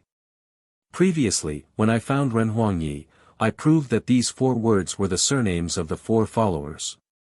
If the Xiao clan's ancestor was also a follower of Kenshin, then it would prove that Gu Yi Xiao Shui had the word Xiao in his name. At the same time, it would also explain why the spirit formation that sealed the treasure case was a spirit formation created by Kenshin. As long as we can confirm that the formation on the treasure box was sealed by the Xiao clan's ancestor, everything will be solved." After analyzing it, he had already guessed the answer in his heart. Thus, he asked Xiao Han, "Lord Divine General, may I ask if the Xiao clan's ancestor is still alive after 1,000 years?" This. Xiao Han was somewhat hesitant. He remained silent and refused to answer. Ji Tianqing guessed his thoughts and said with a sincere expression, "Lord Divine General, to be honest, before I came to Wuxia City, I already knew about your background. Of course, I didn't have any ill intentions when I investigated you. I just wanted to know more about the Xiao clan's ancestor. I found out that the Xiao clan is a reclusive ancient family. I also know that the Xiao clan is the pillar of the human race and is loyal to the human race and the imperial court." After hearing what he said, Xiao Han's expression changed. After thinking for a while, he nodded and said, "That's right. The Xiao clan lives in seclusion and doesn't participate in the disputes of the continent. They have always kept a low profile. However, the imperial court and the top families of the continent all know of the Xiao clan's existence. With young Master Ji's power and status, it's normal for you to be able to find out about the Shao clan. Since you already know, I won't hide it from you. The Shao clan's ancestor is the founder of the Shao clan. My clan's ancestor has lived for 1,000 years and should still be alive. However, the ancestor has long been indifferent to worldly affairs and has been in seclusion for countless years. He hasn't even asked about the family matters of the Shao clan for 200 to 300 years. To be honest, ever since I left the Shao clan and came to the central region, I haven't seen the ancestor for more than 100 years. I don't know about his whereabouts. I can't be sure if the ancestor is still in the clan. Shao Han paused for a moment and looked deeply at Ji Tianqing. With a serious expression, he said, "Young Master Ji, if you want to look for my clan's ancestor, I advise you to give up on this idea. The Shao clan lives in seclusion and doesn't participate in the disputes of the factions. They also don't want to be involved with the worldly affairs. Other than the Shao clan's disciples, outsiders are not allowed to enter the Shao clan. Even the emperor and prince of the imperial court are no exception." Ji Tianqing was silent for a while. He stood up and said to Shao Han with a serious expression, "Lord Divine General, I understand what you mean. However, this matter is extremely important to me. Even if the hope is slim, I have to try my best to meet him. I hope that Lord Divine General can do me a favor. Ask the Shao clan to make an exception or provide me with clues to find the Shao clan's ancestor." After saying that, he bowed deeply to Shao Han. His attitude was very sincere. This. Shao Han suddenly hesitated. His eyes flickered with uncertainty as he weighed the pros and cons. After pondering for a long time, he stood up and said to Ji Tianqing, "Young Master Ji, please get up. I promise you. However, I can't go against the ancestors' teachings and bring you to the Shao clan. I can only help you pass the message and report this matter to the Shao clan so that the Shao clan's elders can make the decision. As for whether the ancestor is willing to meet you, it's not up to you or me to decide." Ji Tianqing heaved a sigh of relief and nodded with a smile, "Of course, I understand. I'm already very grateful that Lord Divine General is willing to help me." Shao Han nodded and said seriously, "Then it's settled. I'll send a message immediately and report this matter to the Shao clan. Young Master Ji, please return to the central region city and wait for my news. Once there's a lead, I'll send a message to inform you. At that time, we'll discuss the next step. What do you think?" "That's good." Ji Tianqing nodded and agreed. He cupped his hands and bowed, "Thank you for your trouble, Lord Divine General. I won't disturb you any longer and will return to the central region now. Take care, young Master Ji." Shao Han cupped his hands in return and sent him out of the city lord's mansion. After that, Ji Tianqing left Wuxia city and flew into the sky as fast as lightning, rushing back to the central region city. After he left, Shao Han returned to his study and took out a jade slip to send a message to the Shao clan. Shao Changyu stood at the side respectfully. After he sent out the jade slip, he couldn't wait to ask, "Father, why did Ji Tianqing come to find you this time? This person's reputation is too great. He's a person who can stir up a storm in the world. If he wants to harm our Shao clan, I'm afraid it'll cause a storm." Shao Han shook his head and said with a solemn expression, "Changyu, although Ji Tianqing is arrogant and domineering, he has his own principles and won't act recklessly." Chapter 1135. On the way back to Central State City, Ji Tianqing was still silently calculating. Currently, the demon race's influence is rapidly growing. They are madly attacking the western wilderness and the eastern sea, harassing the human race's borders. Chaotic times are coming. Soon, the various races will definitely fight the demon race to the death. Between me and the demon emperor, there will be a fated confrontation. Before that, I must find Kenshin's 4 followers as soon as possible and ask them to come out and help. Only then can we resist the demon race. If Shao clan's ancestor is also one of Kenshin's followers, then there are only 2 followers left. I still need to continue searching. 5 days later, Ji Tianqing returned to Central State City. After returning to the monarch mansion, he summoned the steward and asked a few questions. Knowing that the 10 days he was away were peaceful and nothing major happened, he entered a secret room with peace of mind and went into seclusion to cultivate. Although, he urgently wanted to find Kenshin's 4 followers and establish his own faction. But he was very clear that increasing his own strength was the most important thing. If he was not strong enough, even if he found the 4 followers, they might not be willing to come out and help him. Therefore, whenever he had a bit of time and leisure, he would go into seclusion to cultivate and strive to increase his strength. In a secret room filled with spiritual energy, he sat cross-legged on a jade throne. He quickly swallowed spirit stones and elixirs, cultivating the way of the sword soul. 5 days later, he had accumulated a vast amount of magic power and nurtured his soul to an extremely powerful level. Then, his soul entered Kenshin's tomb and began to comprehend and practice the 9 swords of the burial of heaven. Whether it was the sword drawing style or the sword thrusting style, they all required millions of times of diligent practice to achieve the strongest effect and power. The process of cultivation was very dry and drained a lot of magic power. He repeatedly drew and thrusted the sword, condensing his spirit, will and magic power into one, constantly tempering his sword arts and comprehending his own sword intent. For 10 whole days, he did not sleep or rest, drawing and thrusting the sword more than 10,000 times. The grey fog in Kenshin's tomb was broken apart by him bit by bit, revealing even more empty areas. The previously empty space with a radius of 10 miles gradually expanded to a radius of 15 miles. More patterns and lines appeared on the mysterious formation on the ground. Unfortunately, such a huge formation was still only the tip of the iceberg. Ji Tianqing observed and studied it many times, but he could not find any clues. Instead, he became more and more puzzled. Even with his attainments as a Formation Dao Grandmaster, he was unable to see through the mysteries of this grand array. He couldn't help but suspect that the grade of this mysterious grand spell formation far exceeded that of a soul-grade spell formation. It was at the nascent divinity level, or perhaps, even beyond that.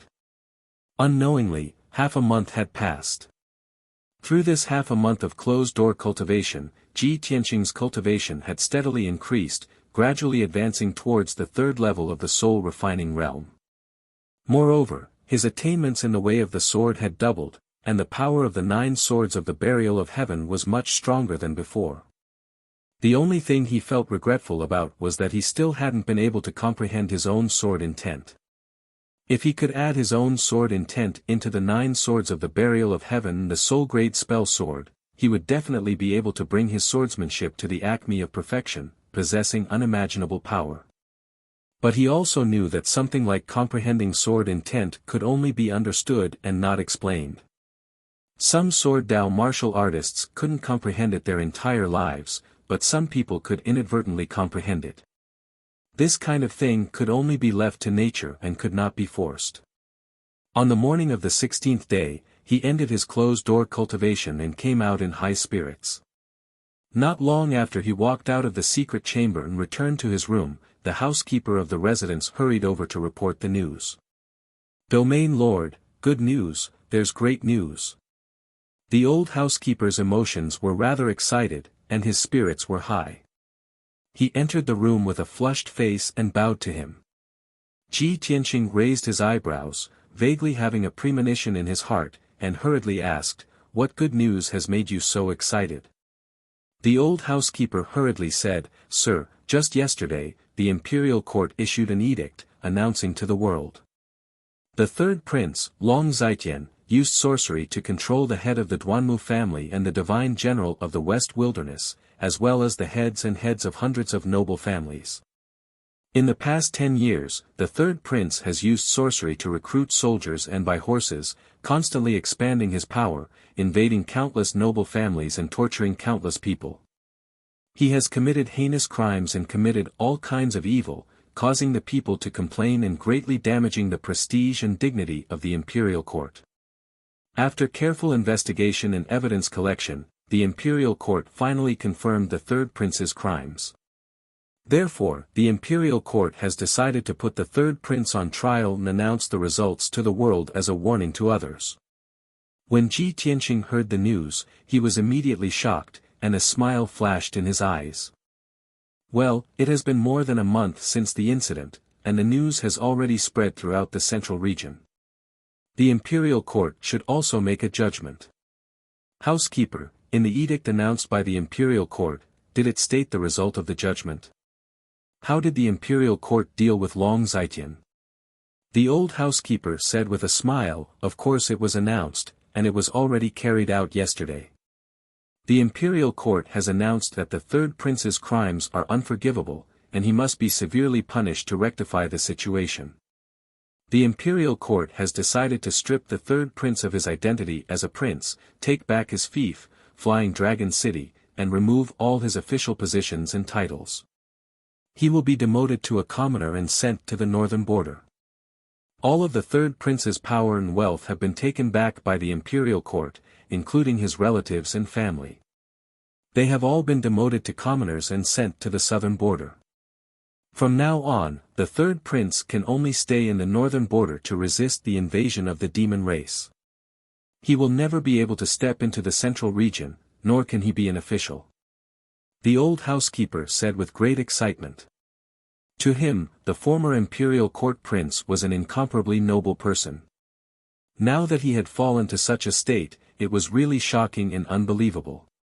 But after Ji Tianqing heard it, he frowned, and a cold light flashed in his eyes. I didn't expect the imperial court's judgment to be like this. Although it sounds clear and logical and extremely solemn, in the end, this punishment is really too light. He muttered in his heart, very dissatisfied with the result of the punishment. In his opinion, with the crimes that Long Zitian had committed, the imperial court should at least sentence him to death. But the result was not so. Even if the imperial court stripped Long Zitian of his identity as a prince, confiscated all his properties, power, and wealth, and demoted him to a commoner and sent him to the border to resist the demon race. But he was still alive and not executed. For a sinister, despicable, ruthless, and shrewd person like Long Zitian, all power and wealth were worldly possessions. As long as he was still alive, there was still hope, there was still a chance to make a comeback. Chapter 1136. Ji Tianqing waved his hand and dismissed the old housekeeper.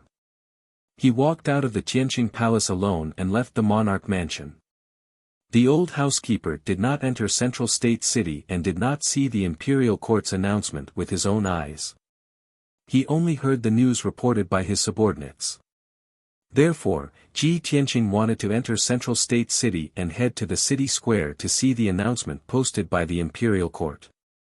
It was early in the morning and the sun was rising from the east. Central State City was bustling with noise and excitement. There were many pedestrians and it was very noisy. When he arrived at the city square, he saw that the square was already filled with people. Tens of thousands of people gathered in the square and surrounded the huge stone tablet in the center of the square. On the huge stone tablet that was 100 meters tall, there was a huge dark golden announcement. There were more than 10 lines of words written on it. The words were vigorous and powerful, showing the supreme majesty. It was signed with the imperial court seal. Ji Tianqing quietly stood at the edge of the crowd. He kept a low profile and silently looked at the words on the announcement. He saw that the announcement was basically the same as what the old housekeeper said. The imperial court did not execute Long Zitian. They only demoted him to a commoner, took away all his wealth and power, and sent him to the border to resist the demon race. Of course, the announcement mentioned the divine general of the West Wilderness, Yu Tianhong. Although Yu Tianhong was controlled by Long Zitian using evil techniques and had no choice but to do many evil deeds, he murdered countless powerful forces and innocent people. But he did not report what he knew and colluded with Long Zitian. He was willing to be his lackey, which was unforgivable. The imperial court decided to strip Yu Tianhong of his position and identity as the divine general of the West Wilderness, take away his land and family property, and return him to the imperial court's everlasting sacred mountain to guard the imperial court's imperial mausoleum forever. Just like this, the divine general Yu Tianhong, who was once incomparably glorious and respected by millions of people, became the imperial court's imperial mausoleum guardian. He could only stay in the imperial court's imperial mausoleum for the rest of his life. He could not take half a step out of the imperial mausoleum until he died alone. As for the position of divine general of the West Wilderness, the imperial court would soon choose a new candidate to succeed him. The imperial court's sentence for Yu Tianhong could not be said to be too harsh or too lenient. It was a normal situation.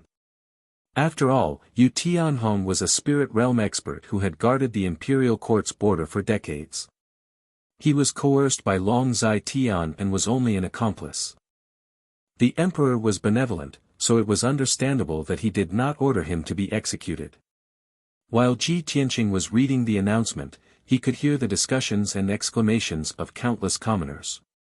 The people of Central Continent City were all shocked and incredulous when they saw the imperial court's announcement. To many cultivators and commoners, this was undoubtedly the most explosive news in the past few decades. It was hard to believe that a prince of the imperial court and a divine general of the Western Wilderness would end up like this. Heavens, the imperial court actually issued such an edict? This is simply too shocking. Hasn't the third prince of the imperial court always been conscientious and loyal to the imperial court? How could he be so evil and commit so many evil deeds? In the past, I heard that the third prince of the imperial court had extraordinary talent and was second only to the emperor. He almost became the emperor. Sigh. People's hearts are hard to fathom. Who would have thought that a prince of the imperial court would do such cruel, heartless, despicable and shameless things? That third prince is a low-key person. There are very few rumors about him in Central Continent and no one knows him. Even if he is an evil person, there is nothing strange about it. What I can't understand the most is that the divine general of the Western Wilderness is actually a lackey controlled by the third prince. This is too unbelievable. The divine general of the Western Wilderness has a great reputation. He has always been strict with his army and is famous for his outstanding military achievements. I used to worship him a lot. Now that I think about it, I really feel regret and shame. I actually worship such a despicable person. Whether it is the third prince or the divine general of the Western Wilderness, they are all top nobles of the human race. They even affect the face of the imperial court. After such a thing happened, the imperial court actually had the courage to announce it to the world. It is truly admirable. Yes. Our clan's imperial court is just and strict. The emperor is upright and outspoken. He has always been praised by the world. Even if the emperor's son is involved, he will still deal with it impartially. As a citizen of the human race, I am proud of the imperial court's fairness and strictness. Many commoners discussed and expressed their own views on this matter. Although this was a shocking scandal to the imperial court of the human race. But the imperial court's attitude and way of dealing with it made countless people feel proud and admirable. However, the demon race and the aquatic race's warriors and citizens did not think so. They all raised their doubts. Half a month ago, there was a rumor in Central Continent City. It is said that Ji Tianqing exposed the third prince's scheme and had something on him. That was why the third prince's crimes were exposed and his reputation was ruined. Yes. I also heard about this. It is said that Ji Tianqing and the third prince are not on good terms. They hate each other and that is why this happened. Ha ha ha. If it was not for Ji Tianqing exposing the third prince, the imperial court of the human race would have turned a blind eye to the third prince's crimes. Humph, I think the imperial court of the human race is not as fair as the rumors say. According to the laws of the aquatic race, the third prince's crimes are not even enough to be sentenced to death 10 times. The imperial court of the human race's sentence is too light. They are obviously biased towards the third prince. Sigh, you can't say that. After all, the third prince is the imperial emperor's son. How can the imperial emperor bear to sentence him to death? No matter how many innocent people the third prince has poisoned, those people are nothing but ants to the human imperial emperors. To a supreme expert like the imperial emperor, there is no absolute good or evil. Everything depends on the method, the ability, and the result. Maybe in his eyes, the third prince lost to Ji Tianqing because his skills were not as good as his opponent. But his crimes are not worthy of death, right? I heard that there is an ancient saying in the human race that the winner is king and the loser is a bandit. The battle between the third prince and Ji Tianqing is like a battle between gods. Whoever loses will be exposed and become a detestable sinner. But in reality, which one of those great figures and experts isn't stained with blood and full of evil? The discussions of the aquatic race, and the alien race naturally fell into Ji Tianqing's ears. But he did not care about it at all. He was too lazy to care and explain. Of course, a powerful person should have the demeanor and bearing of a powerful person. No matter whether it was right or wrong, it would be judged by the future generations. How would the ordinary people know the truth and the cause of the matter? Those people were just standing there and talking. They were just guessing based on their own imaginations. He quietly left the crowd and returned to the imperial residence. Not long after he returned to Tianqing Palace, the guard commander came to report that the emperor, Long Yunxiao, had come to visit. Chapter 1137. When Ji Tianqing saw Long Yunxiao's face didn't look too good. He stood alone in the main hall with a gloomy expression and a touch of coldness between his brows. Ji Tianqing could guess his thoughts and knew the reason without asking. Because his mood was the same as Long Yunxiao. The two of them exchanged a few words and after sitting down, Ji Tianqing asked directly, "Is the imperial court's decision the emperor's idea?" Long Yunxiao nodded and said expressionlessly, "Actually, this is not only the emperor's idea, but also the persuasion of the imperial tutor and the ministers. In any case, Long Zetian is the emperor's son and the most outstanding among the princes. How can the emperor bear to directly kill him?" In the eyes of the emperor and the ministers, Long Zetian is indeed an ambitious and ruthless person, but unfortunately, he took the wrong path. His temperament is a bit extreme, and he will do anything to achieve his goal. The emperor gave him a light sentence and hoped that after this incident, he would realize his mistakes and turn over a new leaf. When he spoke up to hear, he paused for a moment, and then a wisp of a bitter smile curled up on the corners of his mouth. He said, "The imperial preceptor told me that the imperial monarch and the imperial preceptor had a discussion in the study one night. At that time, the imperial tutor mentioned Long Zetian and this emperor. The emperor said with emotion that to be the emperor of the human race, not only must he have the benevolence to help the world, he must also be resolute and firm. This emperor has more than enough benevolence in dealing with matters, but not enough firmness. I can only rule the world in peace and prosperity, and it is difficult to forge ahead. And Long Zetian is too shrewd, too narrow-minded, and his methods are too sinister and ruthless. He can be an ambitious and ruthless person in troubled times, but in the end, he is not the emperor. This emperor and Long Zetian are both the most outstanding princes, but the emperor is not too satisfied with us. According to the emperor's idea, it would be best if the two of us could combine our natures." Long Yunxiao's tone was a bit lonely and even a bit self-deprecating. Ji Tianqing could guess that it was probably because the monarch was comparing him and Long Zetian's strengths and weaknesses, which made him somewhat unhappy in his heart. However, this was the celestial emperor's family matter. He had no right to interfere or comment. Most importantly, he had not reached the level and height of an imperial emperor, so he could not understand the mentality of an imperial emperor. After a moment of silence, he patted Long Yunxiao's shoulder and comforted him. The monarch stands at the top of the continent and looks down on all living beings. His perspective and starting point are different from ours. It's not something you and I can understand. As the old saying goes, no one is perfect. Even a sage must be judged by his merits and demerits. You don't have to care too much about the Celestial Emperor's evaluation. Just stick to your heart and be yourself. In any case, Long Yunxiao's reputation has already been ruined.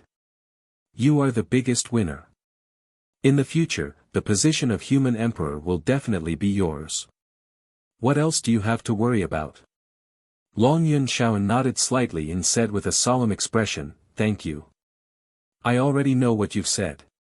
However, as long as Long Zai doesn't die, I won't be able to truly feel at ease." Ji Tianqing raised his eyebrows and asked with interest, "What are you going to do next?"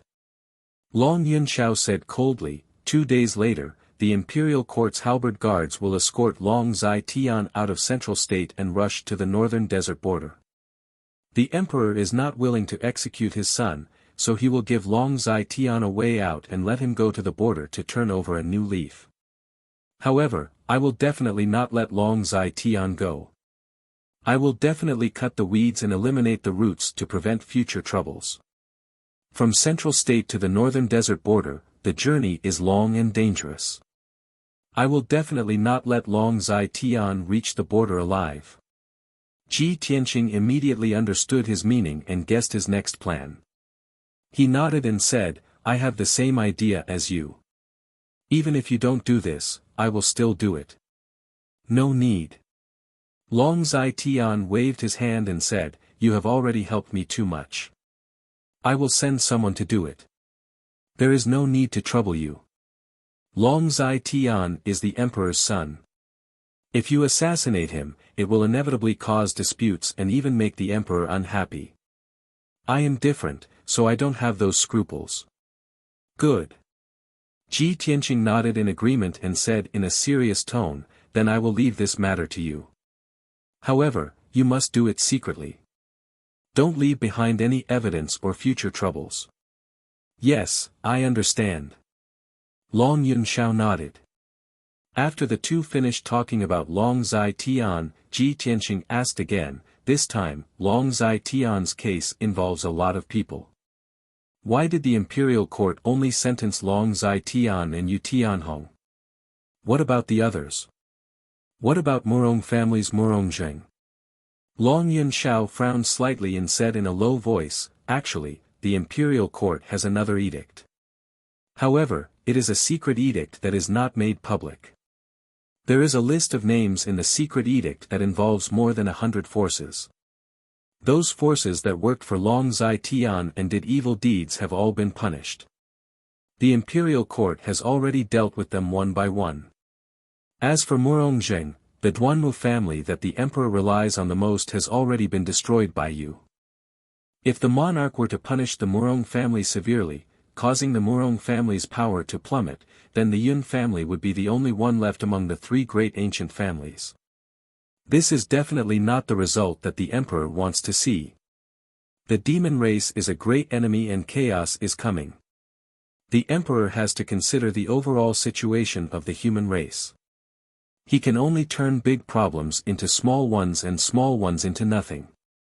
Murongzheng was coerced by Long Zai and did many evil deeds.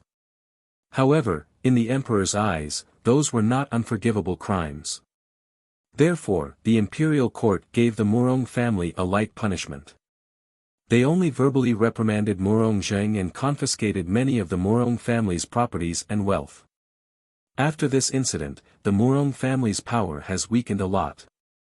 They will not cause any more trouble in the future. They can only hide their strength and bide their time.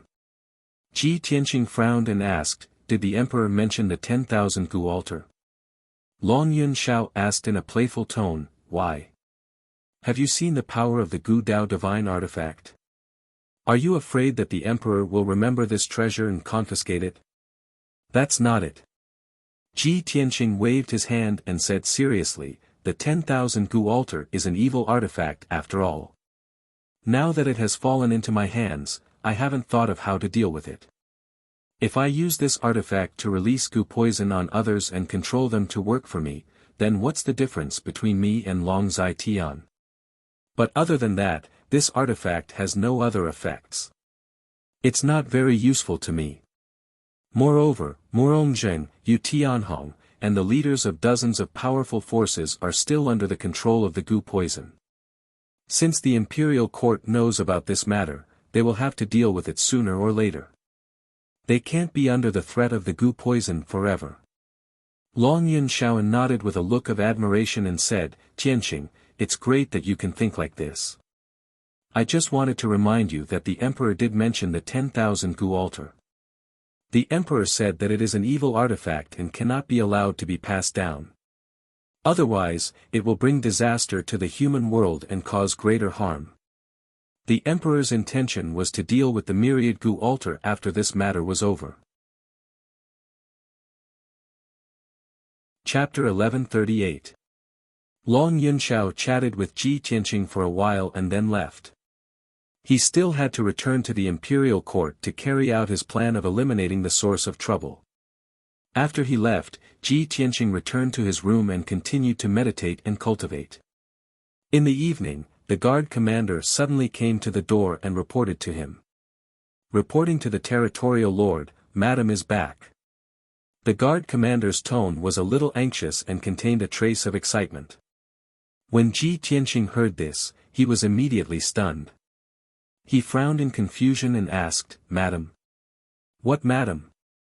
The guard commander was also stunned for a moment and quickly explained, Of course it's your madam, my lord. It's Miss Yun. Ji Tianqing was suddenly enlightened.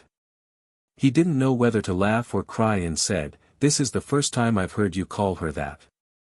Just call her Miss Yun in the future.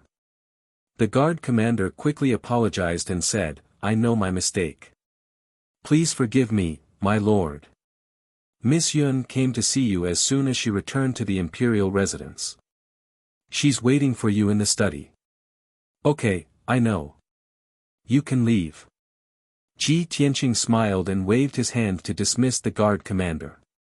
Then he got up and left the room, quickly rushing to the study.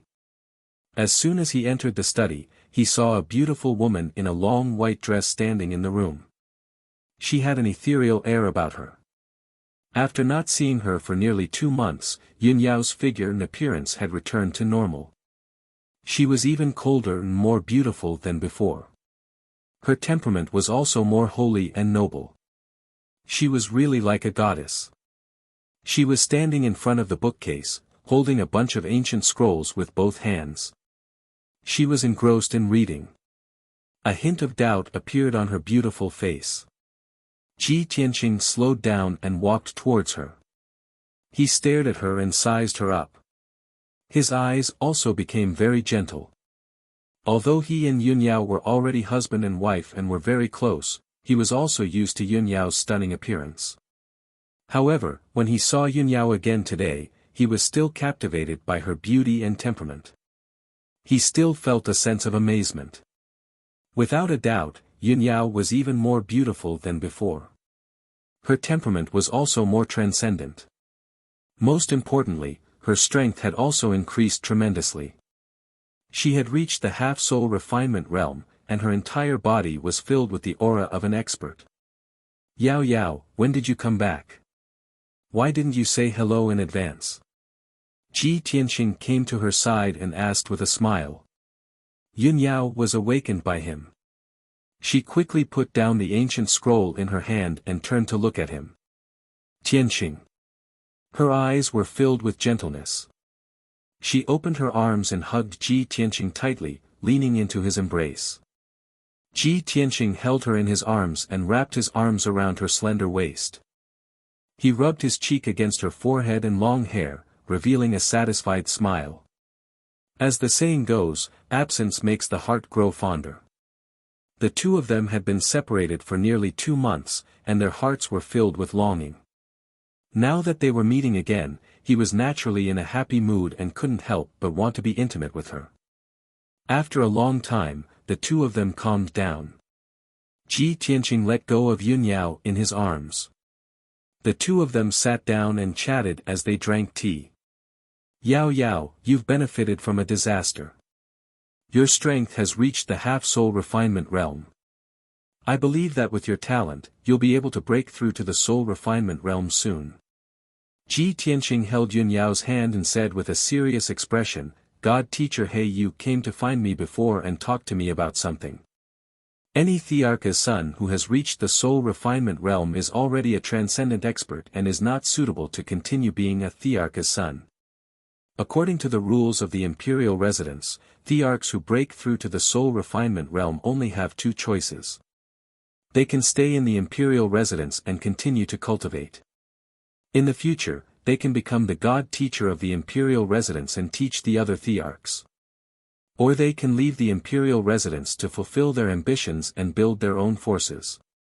Some become the region lords and generals of various races, some become powerful people, and some form powerful sects. However, most Thearchs will choose to leave. Very few will stay in the imperial residence to be a god teacher. Yun Yao listened attentively. After he finished, she nodded and said, This is the rule of the imperial residence. I've heard about it long ago. You've reached the soul refinement realm long ago, and I'll be able to break through to the soul refinement realm soon. We indeed have to consider our future. Tianqing, what do you plan to do? Ji Tianqing said without hesitation, Of course, I won't stay in the imperial residence to be a god teacher. That's too boring and boring. I'm the region lord of the imperial court. Of course, I have to leave the imperial residence to serve the imperial court and bring peace to this region. Moreover, the devil race is a great enemy. We still have too many things to do. Of course, we can't stay in the imperial residence and waste our time. Yun Yao nodded in agreement and said in a serious tone, Tianqing, I think so too. You can give God teacher He you an answer now. After I break through to the soul refinement realm, the two of us will leave the imperial residence together. All right. Ji Tianqing nodded and said with a smile, I'll send the guards to the Black Feather Palace later and report this decision to God teacher He you. Yun Yao nodded slightly and said in a low voice, Tianqing, I was in seclusion in the Cloud Soul Palace before. During that time, my soul gradually recovered and I remembered many things. Ji Tianqing asked in confusion, What things? Aren't the memories of your soul complete? Yun Yao shook her head gently and explained, It's not the memories of my soul. It's the memories of half a year in the devil race. Back then, my body was controlled by the devil soul. My soul slept in the Neptunian god orb. But it was only recently that I began to recall my experiences in the demon race. Hearing her say that, Ji Tianqing's interest was piqued. He asked in anticipation, Oh. Have you discovered the secret of the devil race? Or is it the demon emperor's scheme? Yun Yao nodded and said sternly, During the months I was in the demon emperor's base, I discovered something extremely strange. I couldn't understand it no matter how much I thought about it.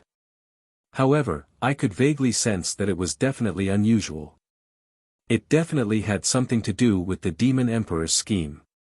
As a result, I returned to the monarch's residence as quickly as possible to discuss this matter with you. Ji Tianqing realized the severity of the matter. He listened carefully and stared at her. Yun Yao frowned slightly. After a moment of silence, she said seriously, During those months, I stayed on the devil race's sacred mountain the entire time. I couldn't leave. Every month, on the night of the full moon, he would hear vague, weird, and strange demonic sounds coming from the blood river at the foot of the mountain. The sound was like the whispers and murmurs of ghosts, but also like the splashing of the river of blood. It was extremely strange and unique. Normally, the river of blood would be extremely calm.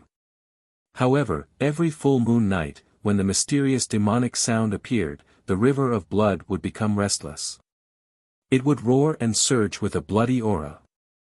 Furthermore, after I noticed this strange situation, I observed it carefully a few times. I once saw with my own eyes, a mysterious black shadow flashed in the surging blood river. Chapter 1139. Ji Tianqing frowned when he heard what Yunyao said. The blood river at the foot of the holy mountain is indeed a little strange. It is said that the blood river has existed since the heavenly devil palace was founded. It has flowed for millions of years without drying up. For some reason, the demon race called the blood river the holy river. Based on what you said just now, I'm afraid that the blood river is not simple. There must be some shocking secret hidden in it. Yunyao nodded and said with a serious expression, I think so too. Also, I carefully recalled those demonic sounds. They are all very ancient demon race language. I have been looking up information during this period, trying to figure out the meaning of those demonic sounds. Unfortunately, I searched the entire Cloud Soul Palace's library and didn't find any clues.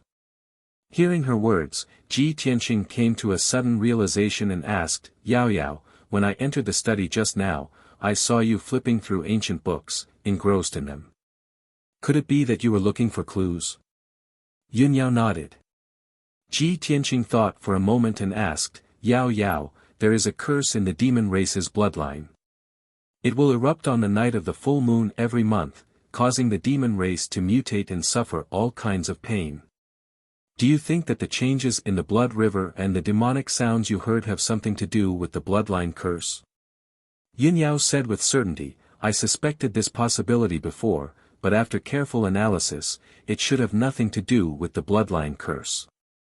After all, I had already removed the bloodline curse for the demon race.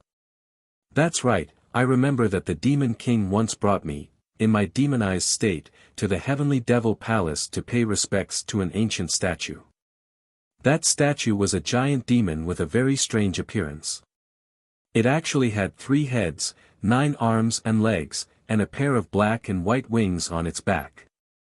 The ancient demon king was very respectful to that statue and even said some strange things at that time. There was also a strange sound coming from that statue, just like the demonic sounds I heard from the blood river. She paused for a moment before continuing in a solemn tone, therefore, I suspect that the changes in the river of blood and that demonic sound are definitely related to the demon king's scheme.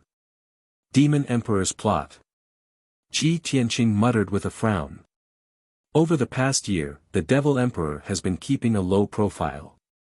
He has barely shown himself. Even when I broke into the demon race's sacred mountain and the Saintess Palace, I didn't see him. Could it be that, he's brewing some huge conspiracy? But, what was he trying to do? What secrets does the river of blood hide? Both of them fell into silence. They frowned as they pondered and analyzed, but they didn't have the slightest clue.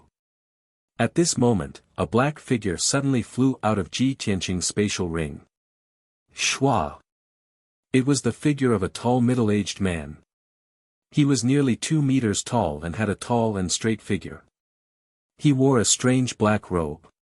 His body was not tall and sturdy, but he exuded an incomparably majestic aura that could shake the heavens and earth. It was a godlike aura that could make everything in the world tremble and worship him. His sudden appearance in the study caused the air in the study to freeze. It was filled with an indescribable aura of divine power. Ji Tianqing and Yunyao were stunned. They raised their heads and looked at him at the same time. The wide and special black robe covered his body and face. The two of them couldn't see his appearance clearly. His body was between illusion and reality. It was very clear and real, but it didn't really exist. However, Ji Tianqing was no stranger to his aura. He immediately reacted and asked, Burial of Heaven? Is this your divine soul doppelganger? Have you recovered your strength? The black-robed figure nodded slightly and said in a low and majestic voice, Yes, I have recovered nearly 40% of my strength. My strength is even greater than before. Just now, when I heard you talking about the river of blood and Moyin, it reminded me of some ancient legends. That's why I couldn't help but reveal my divine soul doppelganger. Hearing him say this, Ji Tianqing and Yunyao were stunned for a moment. Then, they revealed expressions of pleasant surprise. Burial of heaven, do you know the secret of the river of blood? What ancient legend? Do you know the changes in the river of blood and the origin of the Moin? Burial of heaven nodded slightly and said in a low and deep voice, recently, my strength has been constantly recovering. The fragmented memories of the past have also gradually emerged. I don't know why, but there are many stories and legends from ancient times in my memory. Legend has it that in ancient times, the demon clan worshipped the ancestor demon god. They regarded him as their father and spiritual leader. The ancestor demon god ruled the demon clan and conquered the world. He was always successful. He enslaved all the clans in the world and almost ruled the entire continent. Therefore, the demon clan worshipped the ancestor demon god crazily. Even after thousands of years, the demon clan still regards him as their eternal leader. Ji Tianqing and Yunyao listened attentively. After he finished speaking, Ji Tianqing asked doubtfully, Burial of heaven, I have also heard of this legend that you mentioned. But what does this have to do with the mystery of the river of blood? Burial of heaven explained, the demon clan's sacred mountain and heavenly devil palace were both built by the ancestor demon god. It is the holy land of the demon clan. However, in my ancient memories, when the sacred mountain and heavenly devil palace were built, there was no river of blood. After the great war of the gods in ancient times, the ancestor demon god fought with the gods of various clans. In the end, he mysteriously disappeared without a trace. From then on, the river of blood seemed to have appeared under the sacred mountain. Therefore, I deduced that the changes in the river of blood and the Moin that Yunyao heard might be related to the ancestor demon god. Ji Tianqing and Yunyao immediately revealed a look of disbelief. They looked at each other in surprise. Burial of heaven, do you mean that the Moin in the river of blood was emitted by the ancestor demon god? The black shadow I saw in the river of blood and the mysterious statue worshipped by the demon emperor, could it be the ancestor demon god? Statue. Burial of heaven was startled for a moment. He asked in a solemn tone, that statue, is it tall and majestic in appearance, with 3 heads and 9 arms, and a pair of black and white wings? Yunyao's eyes flashed with a bright light. She quickly nodded and said, that's right. It's just as you said. Burial of heaven nodded and said in a solemn tone, then it's right. The legendary ancestor demon god looked exactly like that. The ancestor demon god was also called the death god by the experts of various clans in ancient times. It was an ominous sign, a synonym for death and slaughter. No matter where it appeared, it would bring a terrible disaster to all the living beings in the world. In ancient myths and legends, the death god was the most powerful existence among the gods. It controlled the power of the 3 calamities and 9 disasters. It had the power to destroy the heavens, the earth, and the stars. Its 3 heads represented the 3 major calamities, the apocalyptic calamity, the great solar fire, and the black solar storm. Its 9 arms represented the 9 major calamities, war, plague, famine, massacre, lightning tribulation, inner demons, chaos, and so on. Its black and white wings represented death and reincarnation. Chapter 1140. Even the gods are afraid of it. The ancestor devil god is actually so powerful. Ji Tianqing and Yunyao were both shocked and in disbelief. Burial of heaven nodded slightly and said in a solemn and low voice, if not for this, the demon race of the ancient times would not have been able to dominate the world and enslave all the races. The war of the gods and the disappearance of the gods were all related to the ancestor devil god. Previously, when Tianqing sneaked into the demon race's sacred mountain, we did not see the changes in the blood river nor did we hear the demonic sound. However, I secretly observed the sacred mountain and the blood river and found that the blood river was very strange. It complemented the sacred mountain and formed a strange pattern. That pattern was very evil and powerful, and it gave me a sense of déjà vu. At this point, Burial of Heaven paused and said in a solemn voice, "At that time, I had not recovered much of my memory and only felt puzzled. I did not know what was going on. Now that I think about it, the strange pattern formed by the blood river around the ice mountain seems to be the 9 deaths blood river great array created by the ancestor devil god.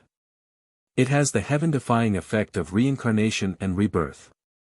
Yunyao showed a worried expression and asked doubtfully, "Burial of Heaven, do you mean, the changes in the blood river, the demonic sound and the mysterious shadow are all part of the demon emperor's scheme? Does the demon emperor want to revive the ancestor devil god?" Burial of Heaven nodded and said in a low voice, "That's right. That's the only possibility.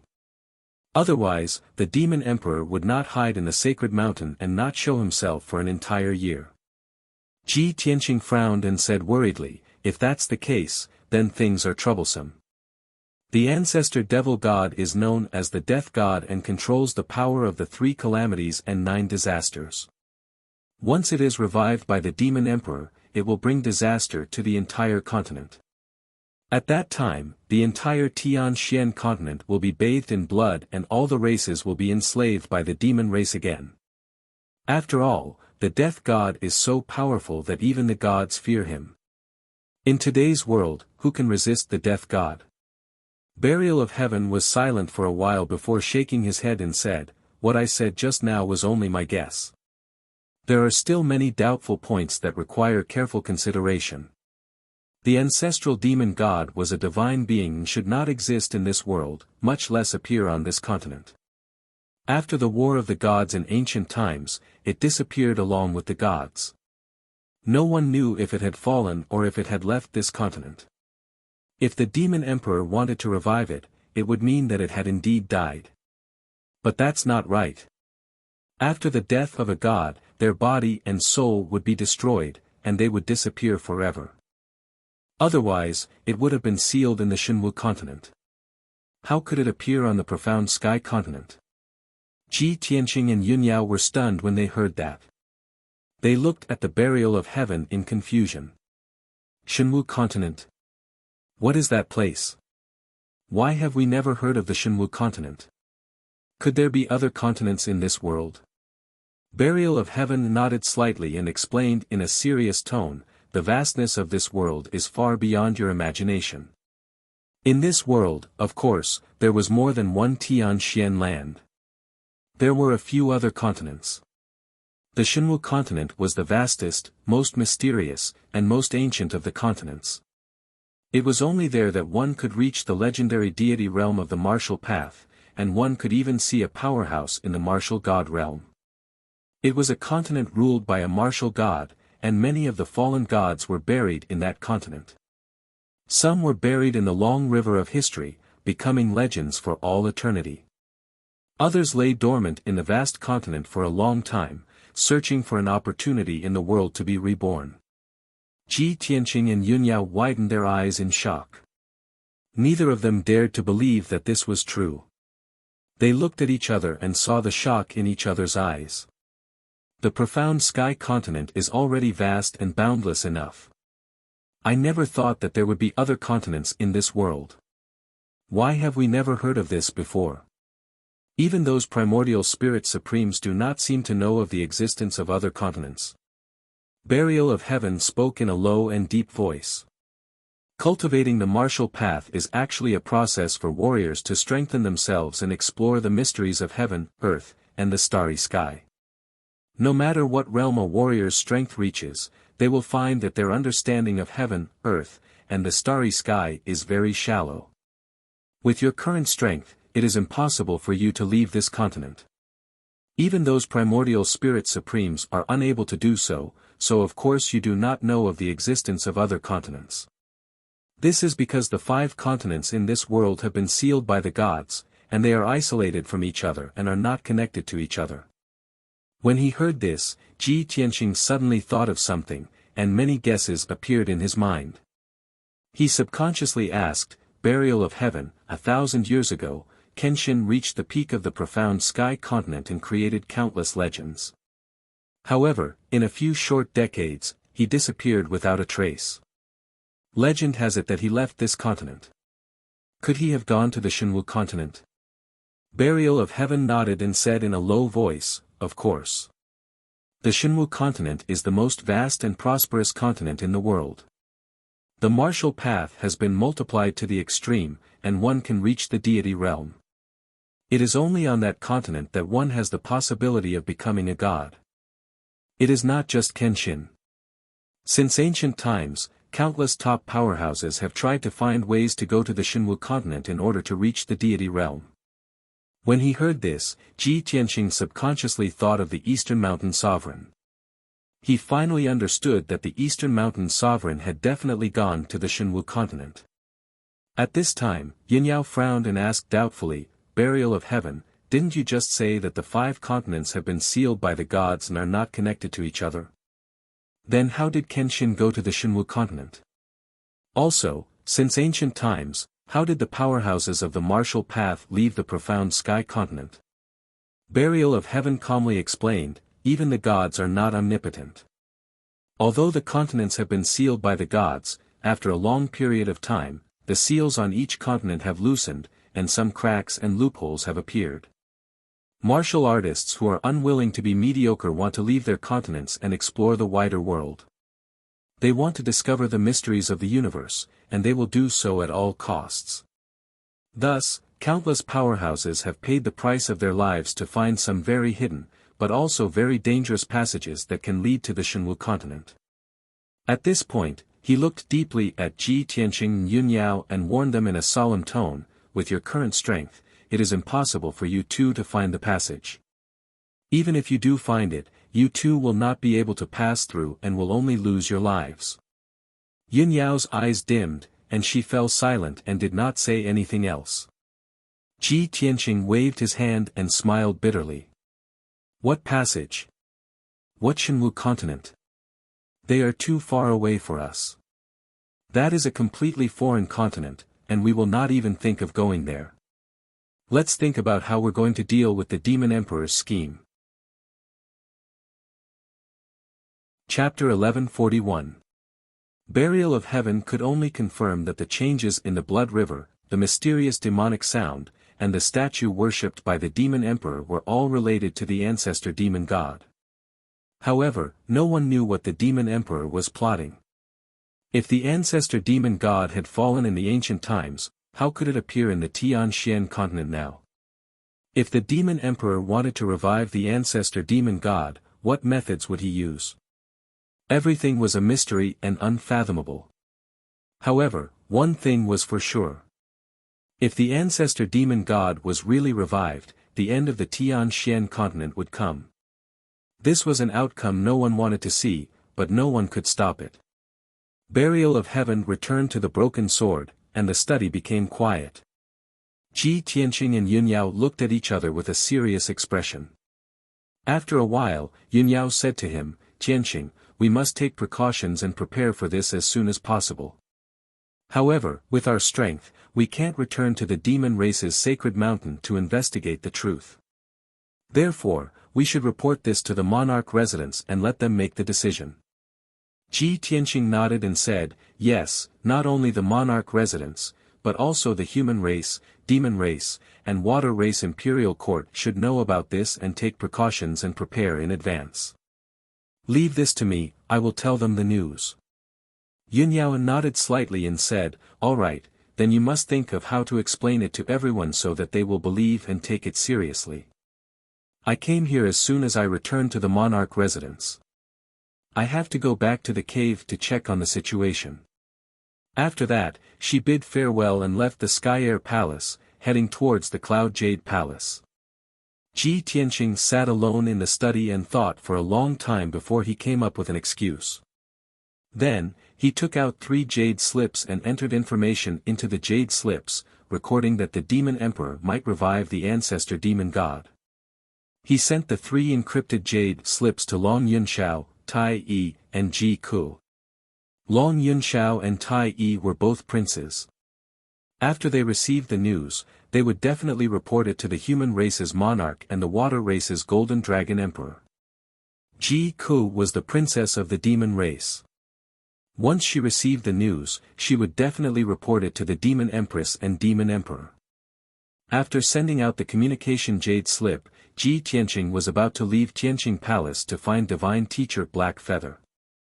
However, just as he reached the main entrance of Tianqing Palace, he saw two guards from the imperial residence arriving at the main entrance at the speed of light. Shua! Two guards landed outside the gate and walked towards him respectfully. Greetings, Prince Tianqing. Prince Tianheng, we're here on orders. Please come with us, said Yi Futian. The two guards looked solemn, and their tone was also very solemn. Ji Tianqing frowned slightly and asked, whose orders are you serving? Where are you taking me? The two guards revealed a look of reverence and said in a low voice, we are under the orders of the Imperial Palace. Imperial Palace. Ji Tianqing's pupils shrank, and his face was filled with disbelief. The mansion master wants to see me. He was filled with doubts, but he did not ask any more questions. He followed the two guards into the sky and rushed towards the depths of the imperial residence at lightning speed. The imperial palace was located in the deepest part of the imperial residence. It was a sacred and forbidden area in the imperial residence.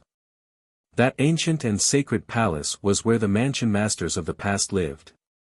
Even the god teachers of the imperial residence could not get close to the imperial palace without the mansion master's summons. Ji Tianqing had been to the imperial palace once, and it was there that he met the mansion master for the first time. Although he had only met the mansion master for a short time. But during that meeting, the mansion master told him about the sword god's followers. Thinking of this, he could not help but wonder if the mansion master had summoned him today to tell him another secret. An hour later, the three of them flew to the deepest part of the imperial residence and landed on a giant peak that was 10,000 meters tall. The ancient palace at the top of the giant peak was the imperial palace. Two guards stood guard at the bottom of the steps outside the gate. Ji Tianqing walked up the steps alone and walked towards the gate of the palace. The 30-meter-tall bronze gate was left ajar.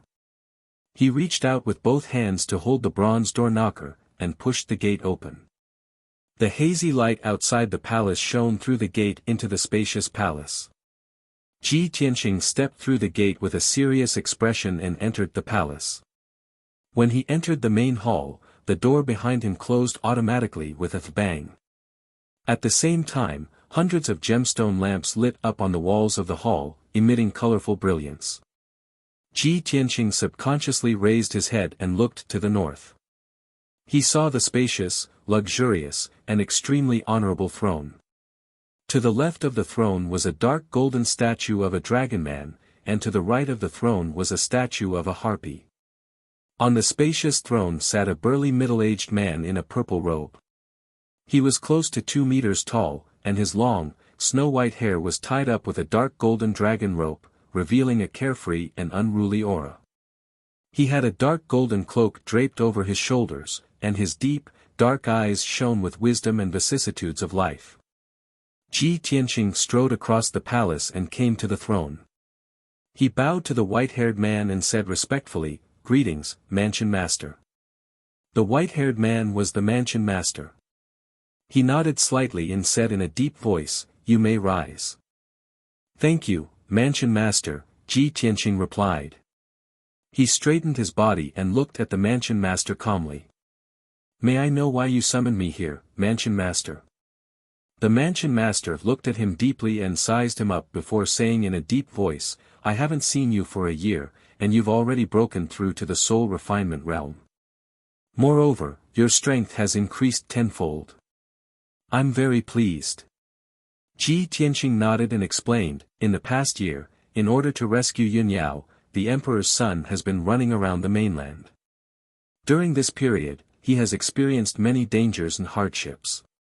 Difficulties make people work hard.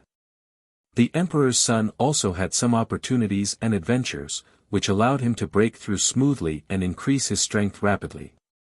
The Mansion Master nodded slightly and said in a gratified tone, "Very good. You're indeed the successor of Kenshin. You didn't disappoint me." Since you've already entered the Demon Emperor's lair and rescued Yun Yao, what did you find and gain from your trip to the northern desert? Ji Tianqing thought for a moment and answered truthfully, Mansion Master, the Emperor's son did find something. Today, I have two things to report to you. First, the Emperor's son found Ren Huangyi in the Manga mountain range on his way back from the northern desert. According to the instructions you gave me, Ren Huangyi is one of the followers of Kenshin. Unfortunately, when I invited Ren Huangyi to come out and help me, he politely refused. He said that he was still waiting for someone. The Mansion Master's expression did not change. He said calmly, it's normal for Ren Huangyi to refuse. You don't have to take it to heart. When the time is right, he will naturally come out and help you. Ji Tianqing nodded and continued, second, when the Emperor's son and Yun Yao were in the Demon Emperor's lair, they found some clues. After repeated consideration and speculation, we can confirm that the Demon Emperor is carrying out an earth-shattering conspiracy. Chapter 1142. The ancient Demon Emperor wants to revive the ancestor demon god. The palace master frowned, and a cold glint flashed across his eyes. What exactly happened? Tell me. Ji Tianqing cupped his hands and bowed. Then, he told the Mansion Master everything that had happened. Yun Yao was transformed into the blood god by the Demon Emperor and imprisoned in the demon race's sacred mountain for 10 months. During that time, Yun Yao would find the blood river at the foot of the sacred mountain churning on every full moon night.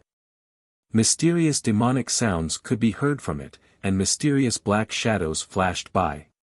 Not only that, but the Demon Emperor also brought Yun Yao to visit a mysterious statue. The statue had 3 heads, 9 arms, and a pair of black and white wings. It was the image of the legendary ancestor demon god, therefore, we dare to conclude that the Demon Emperor is most likely carrying out a plan to revive the ancestor demon god. After hearing his story, the palace master frowned and pondered for a while before nodding. I see. It is indeed the same as my speculation. The sacred mountain and the blood river, the Demon Emperor's lair, hide too many secrets. Ji Tianqing stood quietly, waiting for the palace master's decision. He thought that the palace master would take this matter seriously and make a corresponding decision. However, he did not expect the palace master to say calmly, you don't have to worry about this for now. I summoned you here today to tell you something very important. Soon, I will leave the middle state and will only be back in a year at the earliest. During this time, I have a task for you. Hearing his words, Ji Tianqing immediately frowned and asked with a face full of doubt and worry, Master, the Demon Emperor is carrying out an earth-shattering scheme. Once his scheme succeeds and the ancestor demon god is awakened, it will bring an earth-shattering disaster to the Tianxian continent. At this critical juncture, shouldn't the imperial residents unite the powerhouses of the 3 races to stop the Demon Emperor's scheme? Don't tell me, you want to watch the demon race take over the world and enslave all the races? Although his tone was agitated, the palace master was not angry. He listened to him expressionlessly and said in a serious tone, Tianqing, you don't have to worry about this. The primogenitor devil god was an ancient god spirit. He had disappeared during the Great War of the Gods and his whereabouts were unknown. No one knows if the ancestor demon god left this continent or has completely fallen. It is only an illusory legend. Even if it is a god, it can preserve a remnant soul after its fall. But thousands of years has passed, how much power does it have left? The Demon Emperor wants to revive the ancestor demon god. The ancestor demon god's god soul is god demon god's true body will take thousands of years. The potentate paused at this point. He stared at Ji Tianqing solemnly and asked, 1,000 years isn't enough time for all the races to work together and destroy the demon race. Furthermore, what this sovereign is about to do is related to the fate of the entire continent. It is of utmost importance. This. Ji Tianqing was immediately speechless. He was unable to persuade the palace master any further. He knew very well that the palace master was the greatest expert on the continent. His status and level were just too high, so he viewed things from a different perspective. Since the palace master told him not to worry and that he had something to do that would affect the fate of the continent, what reason did he have to stop him? After a moment of silence, he could only clasp his hands and bow. He said, "May I ask what mission the palace master has? Please tell me." The palace master stared at him with shining eyes and said gruffly, "You are the emperor that I value the most, as well as the successor of Kenshin. You have already reached the soul refinement realm, surpassing the limits of mortals. As a result, it's time for me to tell you some things and secrets. After Yun Yao was saved by you, her body was still possessed by a demonic soul, and she was constantly demonized. It was Yun Yao who begged me to save her, which was why Yun Yao was freed. Yun Yao has a Neptunian god pearl within her. That is the legendary goddess Yaoguang's remnant soul. It is a god artifact. The origin of this Neptunian god pearl is closely related to Kenshin.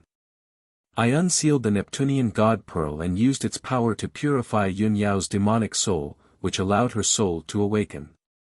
It was a blessing in disguise, and her strength increased tenfold." Ji Tianqing's body shuddered when he heard that. A look of, as expected, flashed through his eyes. He thought to himself, as I expected, the person who saved Yao Yao really was the palace master. The Neptunian god pearl within Yao Yao really is related to goddess Yaoguang. He had guessed these 2 points a very long time ago, but he had never been able to verify them.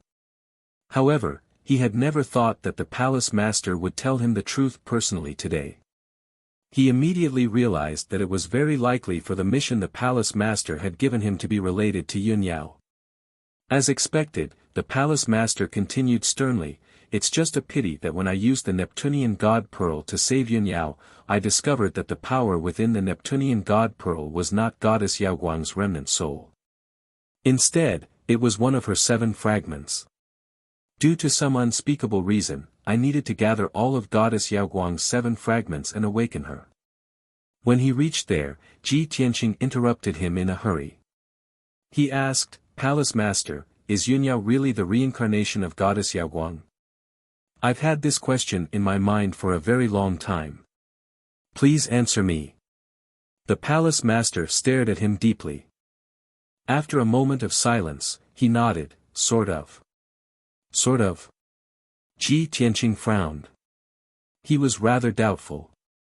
"Palace master, may I ask why you gathered all of goddess Yaoguang's 7 fragments and revived her?" The palace master glanced at him and said with an indifferent expression, "I naturally have my reasons for doing this. Right now, you don't have the right to know this." Although he did not say it, Ji Tianqing could vaguely guess. He asked probingly, "Could it be related to the fate of the profound sky continent?" The palace master only stared at him emotionlessly. He did not admit or deny it. A while later, he said sternly, "The Neptunian god pearl in Yun Yao's body is only goddess Yaoguang's 7th fragment. There should be 6 other Neptunian god pearls in this world. They should be formed from the other 6 fragments. Ji Tianqing, the mission I'm giving you is to find the other 6 Neptunian god pearls. Only you and I know this secret. Even Yun Yao doesn't know. You're Yun Yao's husband. You're the person she trusts the most. Moreover, when you approach the Neptunian god pearl, your soul will sense it. As a result, you're the most suitable person for this mission." Ji Tianqing nodded. He said sternly, "Palace master, I understand what you're saying. I'm willing to accept this mission." Chapter 1143. Ji Tianqing knew very well that the patriarch had high hopes for him by telling him the secret of the Yaoguang goddess and the Neptunian divine pearl. However, searching for the Neptunian divine pearl aimlessly was just too difficult. It was an impossible mission.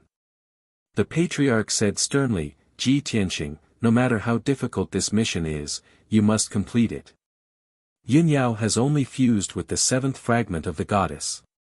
Although her cultivation has skyrocketed, she only has 5 years left to live.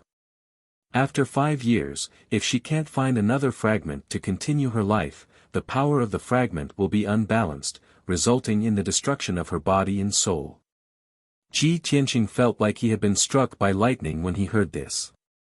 He asked in disbelief, "How can this be? Isn't Yao Yao already fine? Why did this happen? Why is she always plagued by misfortune and misfortune?" The patriarch looked at him coldly and said in a deep voice, "If she was just an ordinary person, she would naturally be able to die of old age and live a peaceful life. But she isn't. Her fate is destined to be extraordinary. How can it be so easy for her to become a martial arts expert and awaken as an ancient goddess?" Ji Tianqing had nothing to say in response. He could only remain silent. He could not deny that the truth was as the patriarch had said. How could it be so easy to inherit the legacy of an ancient goddess?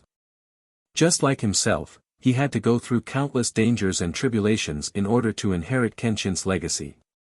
At this moment, the patriarch continued, "Ji Tianqing, only you and I know about the Neptunian divine pearl. I will search for the Neptunian divine pearl with you. As for why I want to revive the Yaoguang goddess, you will understand in the future." Ji Tianqing felt much more at ease when he heard that. He nodded, "Patriarch, I understand. Please give me your orders." The patriarch said seriously, "The Neptunian divine pearl is a divine item, so it obviously won't appear in ordinary places. I've already searched the profound sky continent many times, but I've found nothing. There are only 2 forbidden grounds that I haven't had the time to investigate. I'm about to leave the profound sky continent, so I need you to complete this matter." The 2 forbidden areas were the God-falling cliff and the sun and moon furnace. They were both extremely dangerous places in the world. I have information about the 2 forbidden areas here. You have to look through it carefully and figure it out. When you have the corresponding confidence, you can go and investigate. Then, a golden light lit up in his palm, and a jade slip appeared. He waved his hand and sent the jade slip to Ji Tianqing.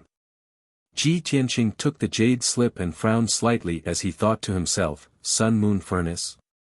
Could it be the sun-moon furnace that I used to forge my broken sword in the eastern sea's sinkhole?"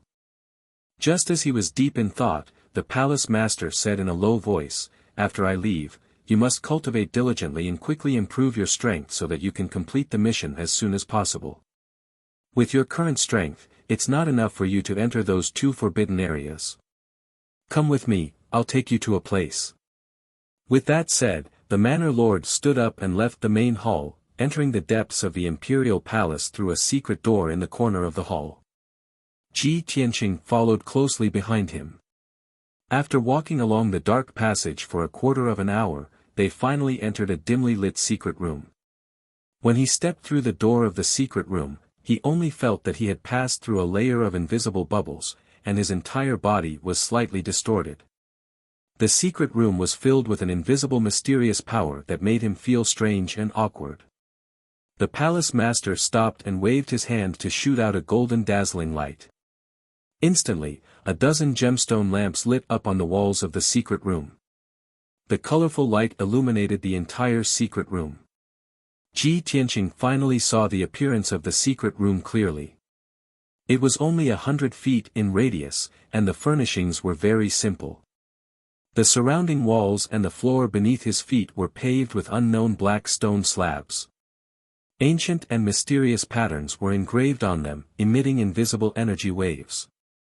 In the entire secret room, there was only a futon made of dark gold spiritual jade in the middle. Other than that, there was nothing else. The palace master turned to look at him and said solemnly, "I'll be leaving in a few days. You can rest assured and cultivate in seclusion here. This secret room is the core of the imperial palace. It has been left behind since ancient times, and it's also a treasured place for the past palace masters to cultivate in seclusion. The time here is different from the outside world. The flow of time here is 10 times faster than the outside world. If you cultivate here for 10 days, only 1 day will pass in the outside world. However, this secret room can only allow you to cultivate in seclusion for 100 days. The power will be exhausted after that, and it will take several years for it to recover. Ji Tianqing suddenly revealed a look of surprise and said in disbelief, then if I cultivate in seclusion here for 100 days, only 10 days will pass in the outside world. This secret room actually has such a magical effect. It can actually change the flow of time. The palace master nodded and gave him a few more instructions before he turned and left the secret room. Following a muffled bang, the secret room's stone door closed. The secret room quieted down, leaving only Ji Tianqing alone. He stood in the secret room in a daze and looked around in disbelief, looking at the array patterns on the walls and floor. Without a doubt, it was these ancient array patterns that were suffused with a grayish-white color that caused the flow of time in the secret room to be different from the outside world. He stared at the crisscrossing and twisting array patterns and carefully observed them for a while. Suddenly, his body shook, and his eyes shone with a bright light. These strange array patterns, where have I seen them before? He was a little confused and frowned in confusion, racking his brain to recall. He was very sure that this was his first time in the Imperial Palace's secret room, and also his first time seeing the array in the secret room. But for some reason, these array patterns gave him a sense of déjà vu, and even a little familiar. He pondered for a while before he suddenly remembered. I remember now. It's Kenshin's tomb. Thinking of this, he quickly sat cross-legged on the futon made of spiritual jade, and his spirit entered Kenshin's tomb. Swoosh! The golden spirit sword turned into a translucent little golden person that looked exactly like him. His spirit flew across the cold and gloomy wasteland and quickly reached the edge, entering the empty area in the gray fog. In the empty area of more than 10 miles, the grayish-white ground was engraved with mysterious array patterns. Ji Tianqing carefully observed and compared them before he confirmed his guess. That's right. The mysterious array pattern in Kenshin's tomb is very similar to the mysterious array in the palace master's secret room. This discovery made him excited, and he immediately fell into deep thought. The mysterious array in the palace master's secret room can change the flow of time. The array pattern in Kenshin's tomb is very similar to that array. Could it also have the effect of changing time? After careful comparison, the array pattern in Kenshin's tomb seemed to be of a higher level and countless times more profound than the array in the palace master's secret room. Chapter 1144. Ji Tianqing spent half a day carefully studying the array in the mansion master's secret chamber and the mysterious array diagram in Kenshin's tomb. After comparison, he came to a conclusion. Although the two were very similar, the difference in grade was countless times. If the array in the mansion master's secret chamber was at the primordial spirit realm, the mysterious array diagram in Kenshin's tomb was at least at the martial god realm, or even a true god realm array diagram. Of course, this was just an example. He believed that the actual grade of the two arrays was several levels higher than this. At least, with his current strength and attainments in array formations, he could not understand these two arrays at all. After half a day, he could only helplessly give up on his research. He had already made up his mind that if he had the chance in the future, he would definitely ask the mansion master about the secrets of the secret chamber's array formations. After collecting his thoughts, his soul left Kenshin's tomb and returned to the mind of his main body. He began to focus on cultivating in seclusion, consuming large amounts of spirit stones, pills, and cultivation resources to improve his strength. He cultivated the first level of the sword soul path over and over again, accumulating a vast amount of magic power to condense the sword soul and soul magic sword. Unknowingly, more than 2 months had passed. He cultivated in seclusion in the secret chamber for 80 days. His magic power had finally accumulated to the maximum, and his soul power had also reached the peak of the second level of the soul refinement realm. He finally condensed the third soul magic sword, and his strength naturally broke through to the third level of the soul refinement realm. Swoosh! When he successfully reached the third level of the soul refinement realm, his body lit up with a dazzling white light. 3 half-meter-long white soul magic swords floated behind his back. They glowed with a hazy light and released a powerful soul magic power. Every soul magic sword was imbued with an unstoppable power that could destroy anything in its path.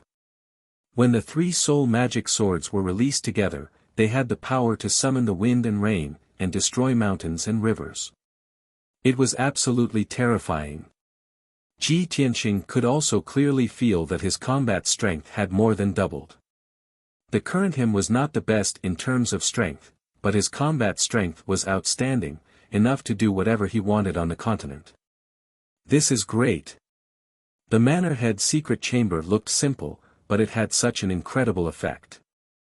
I can't waste the remaining 20 days. I'll take the opportunity to practice the 9 swords of the burial of heaven and increase the power of my swordsmanship. Thinking of this, he manipulated the divine soul golden sword and entered Kenshin's tomb to cultivate. Shwa! The golden sword of divine soul took on his appearance, turning into a small, transparent golden figure that appeared in the tomb of the sword god. He was standing in the middle of the grayish-white wasteland, and in front of him were the 18 cold, pitch-black tombstones. The 9 tombstones on the left were still empty. There was nothing there. There were 9 tombstones on the right, and 8 of them were empty. Only the first tombstone was engraved with the first level of the sword soul path. Ji Tianqing subconsciously glanced at the tombstone and saw the ancient seal script on the tombstone light up with a dark golden light. Originally, the 10-meter-tall tombstone was pitch black and emitted a cold aura of death. But at this moment, the tombstone was wrapped in a layer of hazy golden light, and it was emitting a mysterious power. What's going on? This tombstone seems a little strange. Ji Tianqing frowned and walked in front of the tombstone, full of doubts, and carefully observed it. He looked at it for a while and couldn't find any clues, so he reached out to touch the tombstone to see what was going on. However, as soon as his hands touched the tombstone flashed with a dark golden light. Shwa! In just an instant, the mysterious dark golden light enveloped his divine soul. A terrifying devouring power erupted from the tombstone and swallowed him instantly, making him unable to resist. Shwa! With a flash of light, Ji Tianqing's divine soul disappeared. The golden light on the tombstone also quickly faded, and it became normal, pitch black and cold as usual. Ji Tianqing thought that after the tombstone changed and swallowed him, there would be some danger. But when he saw the scene in front of him clearly, he was stunned on the spot. He was swallowed by the tombstone and entered a strange space. All around him, above his head, and below his feet were endless white clouds and thick fog. In the sea of clouds in front of him, there was a white jade stone bridge that was more than 10 feet wide and 100 meters long, connecting to the depths of the sea of clouds. On the other end of the white jade stone bridge, there was a mysterious pagoda that was more than 1,000 feet tall and had a total of 5 floors, standing quietly in the sea of clouds. The gently rolling white clouds and thick fog covered more than half of the pagoda, making it difficult for him to see clearly. The pagoda's design was extremely dignified and luxurious, like the palace of the gods in heaven. The pagoda had 8 corners, and on the cornice of each corner, there was a statue of a mythical beast. There was a golden dragon, a fire dragon, a black dragon, a silver dragon, a phoenix, a vermilion bird, a white tiger, and so on. The entire pagoda was dark golden and shone with a faint golden light in the sea of clouds, looking incomparably sacred. Ji Tianqing looked up at the sacred and majestic pagoda, his face full of shock and disbelief. It's just an ordinary tombstone in a Kenshin tomb, but there's actually another world inside, and such a mysterious space is hidden. It seems that my understanding of the Kenshin tomb is too little. There are still many secrets hidden in the Kenshin tomb that I can't even imagine. He sighed emotionally and let out a sigh. After calming down, he stepped onto the white jade stone bridge and passed through the hazy sea of clouds, walking toward the golden pagoda on the other end of the stone bridge.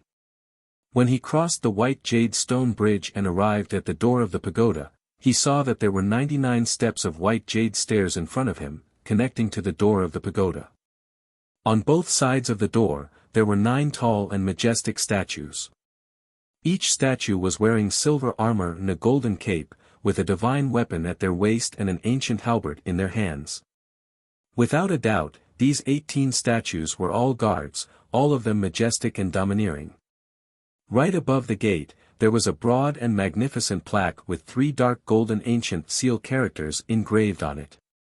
Ji Tianqing looked for a while before he recognized the 3 ancient characters. It was the Heavenly Sutra Pavilion. Heavenly Sutra Pavilion? Where is this place? From the name, could it be a place to store books? He raised his eyebrows and muttered silently in his heart. He looked at the door of the Heavenly Sutra Pavilion and found that the 30-meter-tall door was tightly shut. There were vivid carvings of a golden dragon and a fire phoenix on the door. However, there was no door knocker on the door, nor was there any array to open the door. Ji Tianqing muttered for a while, but he didn't know how to open the door, so he stretched out his hands and pushed. When his hands touched the door immediately lit up with a dazzling golden light, and the carvings of the golden dragon and fire phoenix seemed to come to life. Swoosh! Swoosh! The golden dragon and the fire phoenix both turned their heads to look at him. Then, they wriggled their bodies into the door and disappeared. Ji Tianqing was dumbfounded as he watched. He exclaimed in his heart. Chapter 1145. When the door of the Heavenly Book Pavilion opened, a ray of bright golden light shone out from the main hall. Ji Tianqing was startled. He turned to look at the sky above his head and the sea of clouds around him. The surroundings were shrouded in clouds and mist. Although it was not too dark, it was not too bright either. On the contrary, the main hall of the Heavenly Book Pavilion was surrounded by bright golden light, making it look resplendent. Ji Tianqing was a little puzzled. He stepped into the main hall and sized up the situation inside. The main hall was very spacious and bright. It had a radius of 100 meters. The surrounding walls were inlaid with gemstones and bright lights, shining with a dark golden light. The floor was paved with dark white jade and was engraved with exquisite and beautiful patterns. It was a magnificent star map. In the middle of the main hall was a wide passage, with dozens of bookshelves arranged neatly on both sides. Those bookshelves were like magic treasures. They were made of special materials and were engraved with formations, emitting an invisible and powerful force. Each bookshelf was 30 meters long, with dozens to hundreds of books placed on it. The situation was just as Ji Tianqing had guessed. This Heavenly Book Pavilion was a treasure. He strolled among the many bookshelves and carefully observed for a moment, then he found a clue. The floor of the main hall and the dozens of bookshelves were spotless and clean as if they were new. This made him frown and he muttered to himself, "Strange, there is a space hidden in the tombstone, and there is a mysterious Heavenly Book Pavilion. This place has been through at least 1,000 years, so why is it still brand new and clean? There is not even a trace of the passage of time." He vaguely felt that this Heavenly Book Pavilion was a little strange. However, since he had entered the Heavenly Book Pavilion, he could not just leave. Of course, he had to find out what was going on. He wandered among the many bookshelves, his gaze searching the bookshelves, sweeping through row after row of books. After a quarter of an hour, he had checked more than 20 bookshelves and swept through tens of thousands of books. Without exception, these books were all history books and biographies, recording all kinds of secret stories and biographies of famous people. Most of the books were similar to the biography of the Supreme Sword Great Emperor, records of Dark Parasol, travels on Kunlun Mountain, and records of 10,000 years. However, the legendary people and places described in these history books and biographies, as well as the various cultural styles, were all things that Ji Tianqing had never heard of. He even suspected that the powerhouses and places recorded in these biographies were not in the Tianxian continent. Moreover, each bookshelf was sealed and protected by a mysterious formation. The power of the formation could protect the books from the passage of time. Of the books. Of the Heavenly Book Pavilion. It was probably because the books stored on this bookshelf were not particularly important or precious that the level of the sealing formation was relatively low. Ji Tianxing spent a day to break the seal on the bookshelf of Heavenly Book. Of Heavenly Book. Of Heavenly Book, of Heavenly Book. Of. This was exactly what he wanted to see. He flipped through the Heavenly Book Pavilion carefully, checking the contents page by page. About 2 hours later, he finally finished reading the Heavenly Book Pavilion. He had a corresponding understanding of the Tianxian continent in the ancient era. He understood many myths, legends, and ancient secrets. According to the book, at the beginning of the ancient era, the Tianxian continent was still in an uncivilized era. At that time, the 5 continents coexisted. They were very far away from each other, but they had not been sealed by the gods. At that time, there were thousands of races living together in the Tianxian continent. Humans were not the masters of the continent. They were still building kingdoms without restraint. Wars broke out frequently over food, minerals, and territory. Martial arts cultivation was still in its infancy. Mortals could only cultivate to the heavenly origin realm at most, which was the limit. A heavenly origin realm powerhouse could lead many kingdoms and form a super empire. They occupied 20 to 30% of the human territory. Later on, many gods descended from the sky and came to the continent. Many deities protected the various races and taught them martial arts and cultivation methods. From then on, the various races gradually grasped the cultivation methods. They learned how to communicate with the spiritual chi of heaven and earth and use various training resources to increase their strength. Martial arts entered a stage of rapid development. Martial arts geniuses emerged one after another. Elite martial artists also emerged like bamboo shoots after a spring rain. The human race also gradually broke away from the stage where the kingdoms ruled the world. Powerful sects and families kept appearing to rule over the kingdoms. Although there would be some conflicts and friction between the various races. However, under the leadership of the gods, the people of the various races always found a way to live in peace and live together. Although the human race was innately weak and was one of the weaker races in the world. However, the human race had superior wisdom and powerful learning and comprehension ability. After thousands of years of reproduction, the human race gradually became one of the major races on the continent. After many more years, the human race, the demon race, and the water clan became the 3 most powerful races on the continent. They established the tripartite balance of power. The Tianxian continent at that time was the most glorious and the most magnificent era of martial arts. There were billions of living beings cultivating the martial Tao, and there were also gods controlling the continent, protecting the various races and recuperating. However, the good times did not last long. Not long after, a small-scale battle between the gods broke out. The power of the battle between the gods shattered the world barrier and created a hole in the sky. On the other side of the hole, it was connected to another world. In that world, there lived a very powerful and strange race. The people of that race were born with endless strength. Their power, defense, and speed far surpassed any other race on the Tianxian continent. Additionally, they were proficient in killing and fighting techniques. They could also swallow the gloomy and evil chi between the heaven and earth. They could suck the flesh and soul of living creatures to increase their own power quickly. Without a doubt, this powerful and evil race was the Devil Clan. That strange world was extremely lacking in resources and it was also broken and incomplete. Clearly, the Devil Clan was unwilling to stay in that broken world.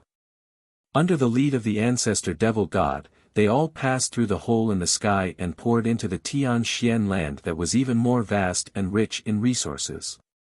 Thus, a disaster befell the Tianxian land.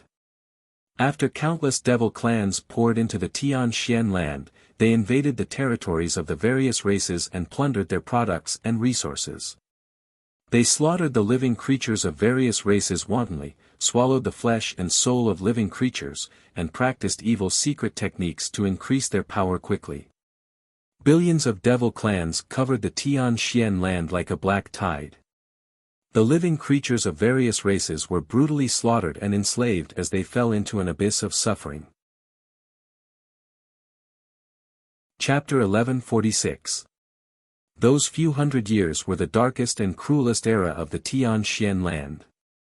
All clans were slaughtered and enslaved by the devil clan. They became the lowest slaves and lived a life worse than pigs and dogs. The divine beings that protected all clans kept attacking the devil clan. They swore to drive the devil clan out of the Tian Xian land or annihilate them completely. However, the power of the ancestor devil god surpassed all the divine beings' expectations. Wherever he went, he set off a reign of terror and brought all kinds of calamities to the Tian Xian land. Many divine beings called him the death god. The death god did not fight alone. He had many powerful devil gods under his command. Even when the divine beings of all clans joined hands, they were not a match for the death god and many devil gods. In the end, many divine beings discussed and made a decision.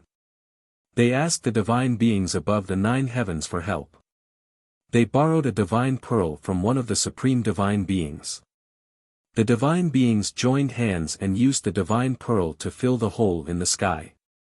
They blocked the passage to the strange world to prevent more devil clan from pouring into the Tian Xian land. Additionally, the Yaoguang goddess above the 9 heavens also descended to the Tian Xian land with the divine light of the 7 glorious stars. When she saw the suffering of all living things, the Yaoguang goddess was also moved. She was incomparably furious and hated the devil clan to the extreme.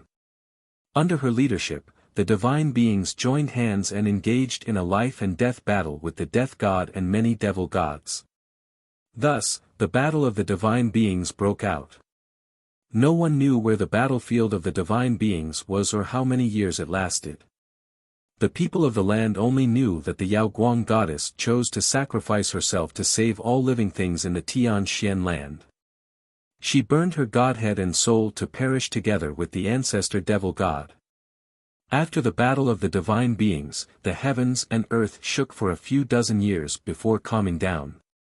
In those few dozen years, the sky was dim and the earth was dark. The entire land was filled with 5-colored spiritual chi.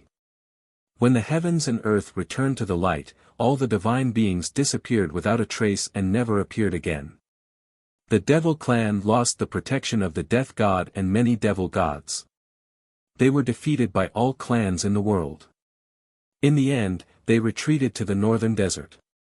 Legend had it that the divine beings above the 9 heavens were furious and sent down divine punishment. They turned the northern desert into an extremely poor and cold land of death. Before goddess Yaoguang died, she planted an eternal bloodline curse on the demons. Every time there was a full moon, the demons would reveal their true forms. They would become incomparably ugly and suffer great pain and torture. The profound sky continent was also sealed by the gods and isolated from the other continents to prevent the demons from escaping to the other continents and harming more living beings. And the deeds of goddess Yaoguang became an eternal legend, passed down through the long river of history.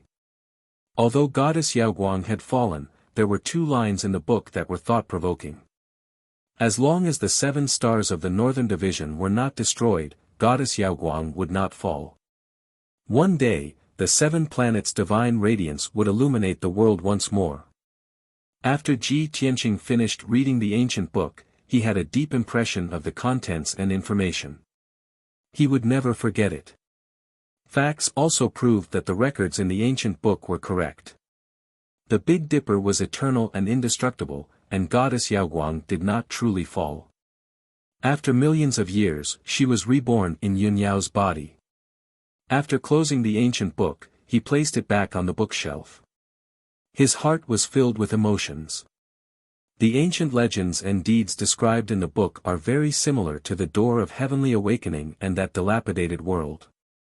Looks like the divine bead that was borrowed from a certain god above the 9 heavens mentioned in the book is the heaven-mending pearl in my mind. In this case, the heaven-mending pearl is a true divine object. Turns out that the demons were not originally a race of the profound sky continent. They invaded the profound sky continent from that dilapidated world. He thought about it slightly and understood many things and mysteries. Those illusory myths and legends were also verified one by one. They were all real. After Ji Tianqing put down the ancient book, he pondered for a long time before leaving the first level of the Heavenly Sutra Pavilion and walking towards the second level. Between the first level of the hall and the second level, there was a layer of invisible ceiling array. What was gratifying was that Ji Tianqing stepped over the seal effortlessly and entered the second level of the Heavenly Sutra Pavilion. In the second level of the hall, it was similarly spacious and bright. Many bookshelves were placed. Many books were placed on each bookshelf. They were all imprisoned by a ceiling array. The difference was that the many books displayed on those antique bookshelves were all cultivation method manuals. Ji Tianqing looked through countless bookshelves and discovered that the cultivation methods displayed on those bookshelves were at least cultivation methods of the primordial soul realm and above. Even the lowest level cultivation method was a secret art that could only be cultivated by primordial soul realm experts. The vast majority of cultivation method manuals could only be cultivated by primordial soul realm experts and above. Ji Tianqing passed through each bookshelf and searched for a long time before he found the lowest level cultivation method, which was a relatively simple primordial soul realm cultivation method. This cultivation method manual was called the Primordial Soul Leaving Body Mystic Technique. Ji Tianqing had long understood that only primordial soul realm experts could condense primordial soul Dharma idol and release the primordial soul from the body to kill enemies thousands of miles away. Although the physical body of a soul refinement realm expert was destroyed, the remaining divine soul could also be restored.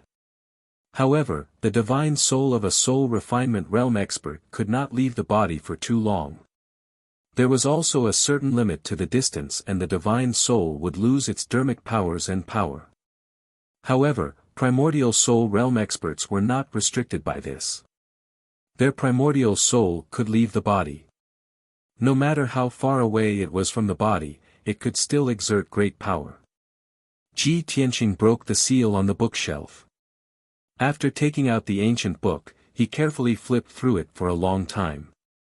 He compared the cultivation method in the ancient book and according to the primordial soul leaving body mystic technique, he began to analyze and try to cultivate it repeatedly.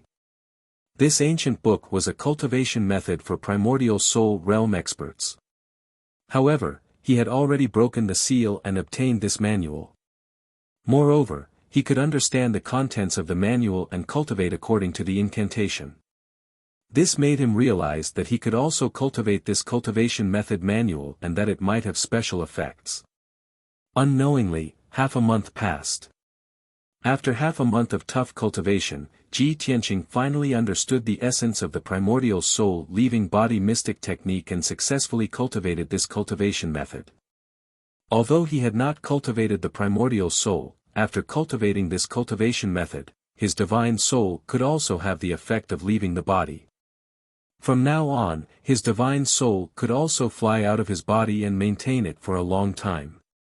Even his divine soul golden sword could fly thousands of miles and kill enemies from a distance.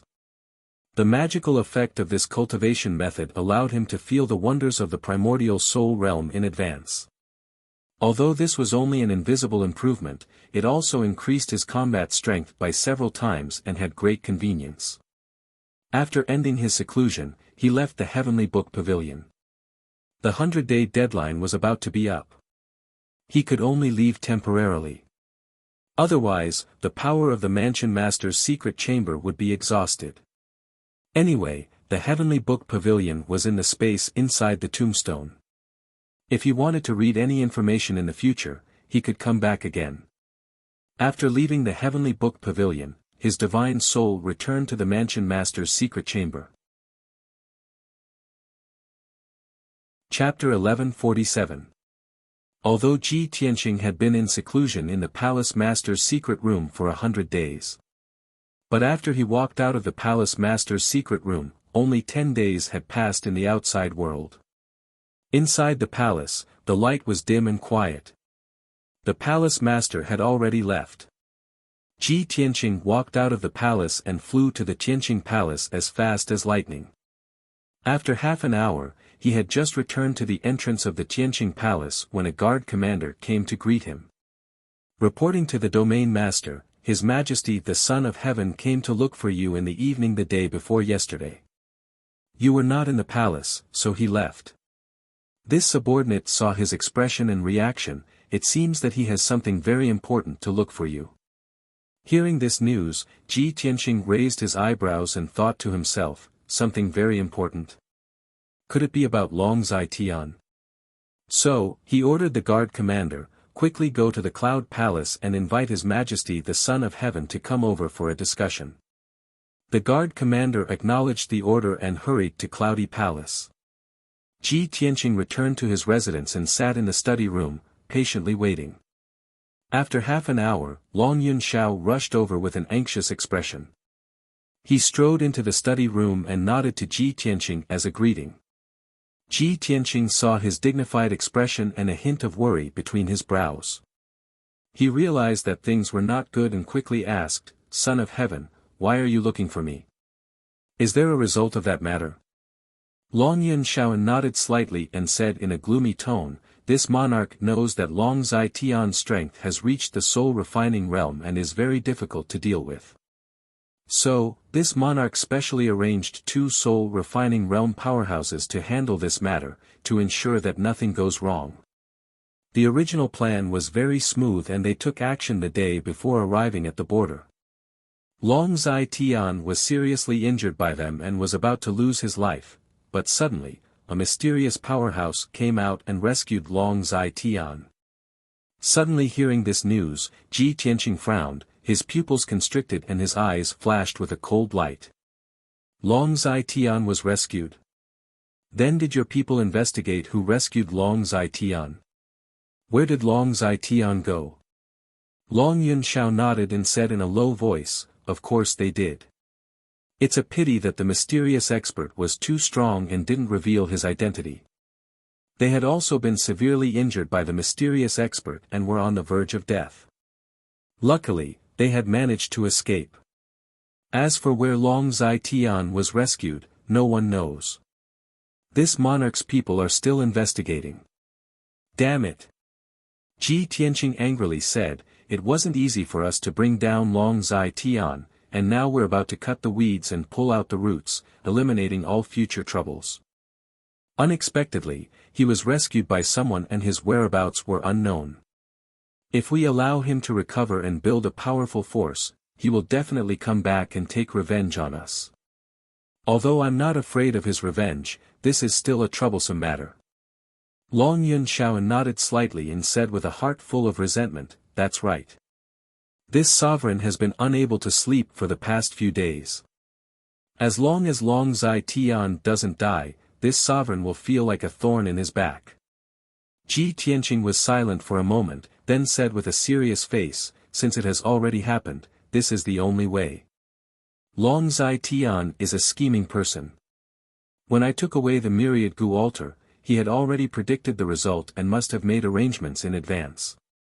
That mysterious expert who rescued him is very likely a backup plan arranged by him in advance. But I really can't think of anything. Besides Yu Tianhong and Morongjeng, who else has a soul refinement realm expert under him? Long Yunxiao frowned and looked at him with shining eyes. He transmitted his voice. After the plan failed, the 2 experts arranged by this monarch reported the situation to this monarch in detail. That mysterious expert's physique didn't look like a human, and the cultivation methods and secret skills he used were also not human martial arts. According to their speculations, that mysterious expert was most likely a demon. What? Ji Tianqing was stunned and showed a startled expression. The mysterious expert who rescued Long Zai-Tian was actually a demon. Could it be that Long Zai had long been secretly colluding with the demon? Long Yunxiao shook his head and said with a puzzled face, "This monarch also doesn't understand and feels that this matter is fishy. No matter how sinister and despicable Long Zai is, he would never dare to collude with the demon. That is a taboo of the human race. If he really colluded with the demon, the emperor would have already dealt with him." Hearing his analysis, Ji Tianqing became more and more puzzled. If Long Zai didn't collude with the demon, why did the demon expert rescue him? This monarch also doesn't know. I can only send people to continue the investigation. Long Yunxiao showed a helpless expression. Ji Tianqing nodded and said in a deep voice, "Son of Heaven, this matter can only be done by you. You must investigate it thoroughly. It's best if you can find Long Zai's whereabouts. If you can't completely kill him, we will have to be on guard against his revenge in the future." Long Yunxiao slightly nodded and said, "This monarch understands. Don't worry, this is the most important matter for this monarch. In addition, this monarch came to find you for a second matter. The imperial court has already dealt with many rich and powerful families and forces. This matter is gradually calming down. Now, the emperor wants to deal with the myriad Gu altar. After all, Murongzheng, Yu Tianhong, and many other rich and powerful families are still under the control of the Gu poison. The imperial court wants to take back this evil magic treasure and completely destroy it, so as to prevent this evil item from spreading and causing trouble to the human world. Tianqing, the emperor ordered this monarch to find you. Hand over the myriad Gu altar to this monarch so that this monarch can report back to the imperial court." The imperial court's decision was already within Ji Tianqing's expectations. He didn't feel surprised at all, nor did he resist or be unwilling. He took out the myriad Gu altar and handed it over to Long Yunxiao. Long Yunxiao solemnly accepted the myriad Gu altar before bidding farewell to him and leaving Tianqing Palace. After Long Yunxiao left, Ji Tianqing sat in the study room and pondered for a while before returning to his room to rest. A day quickly passed. Early the next morning, the guard commander came to the door and reported a piece of news. Reporting to the territorial lord, "Here is a secret letter from the Donglin Divine General's residence." Xiao Han finally replied to my letter. Ji Tianqing raised his eyebrows slightly with a hint of anticipation in his eyes. He waved his hand and opened the door, allowing the guard commander to bring the letter in. After receiving the letter, he asked the guard commander to leave and carefully read the contents of the letter. Only to see a few lines of majestic, vigorous, and powerful characters written on the fine golden silk paper. It was Xiao Han's handwriting. "Young Master Ji, this monarch has already reported to the Xiao clan about your request and specially asked for the clan elder's opinion. Now, there is finally news from the clan. After this monarch received the news, this monarch immediately informed you. My ancestor left the Xiao clan several decades ago to travel outside. Fortunately, my ancestor returned to the Xiao clan 5 years ago. 1 month later, it will be the Holy Fire Festival of my clan. At that time, my clan will hold a grand celebration. You're tuning into the Han Li's Wuxia Chronicles YouTube channel. We're so grateful for your support and don't forget to subscribe to join us on this incredible journey through captivating stories. Your generosity through donations truly makes a world of difference, as it's the primary source of revenue that allows me to expand and enhance this channel for you. Thank you from the bottom of my heart for being a part of this adventure.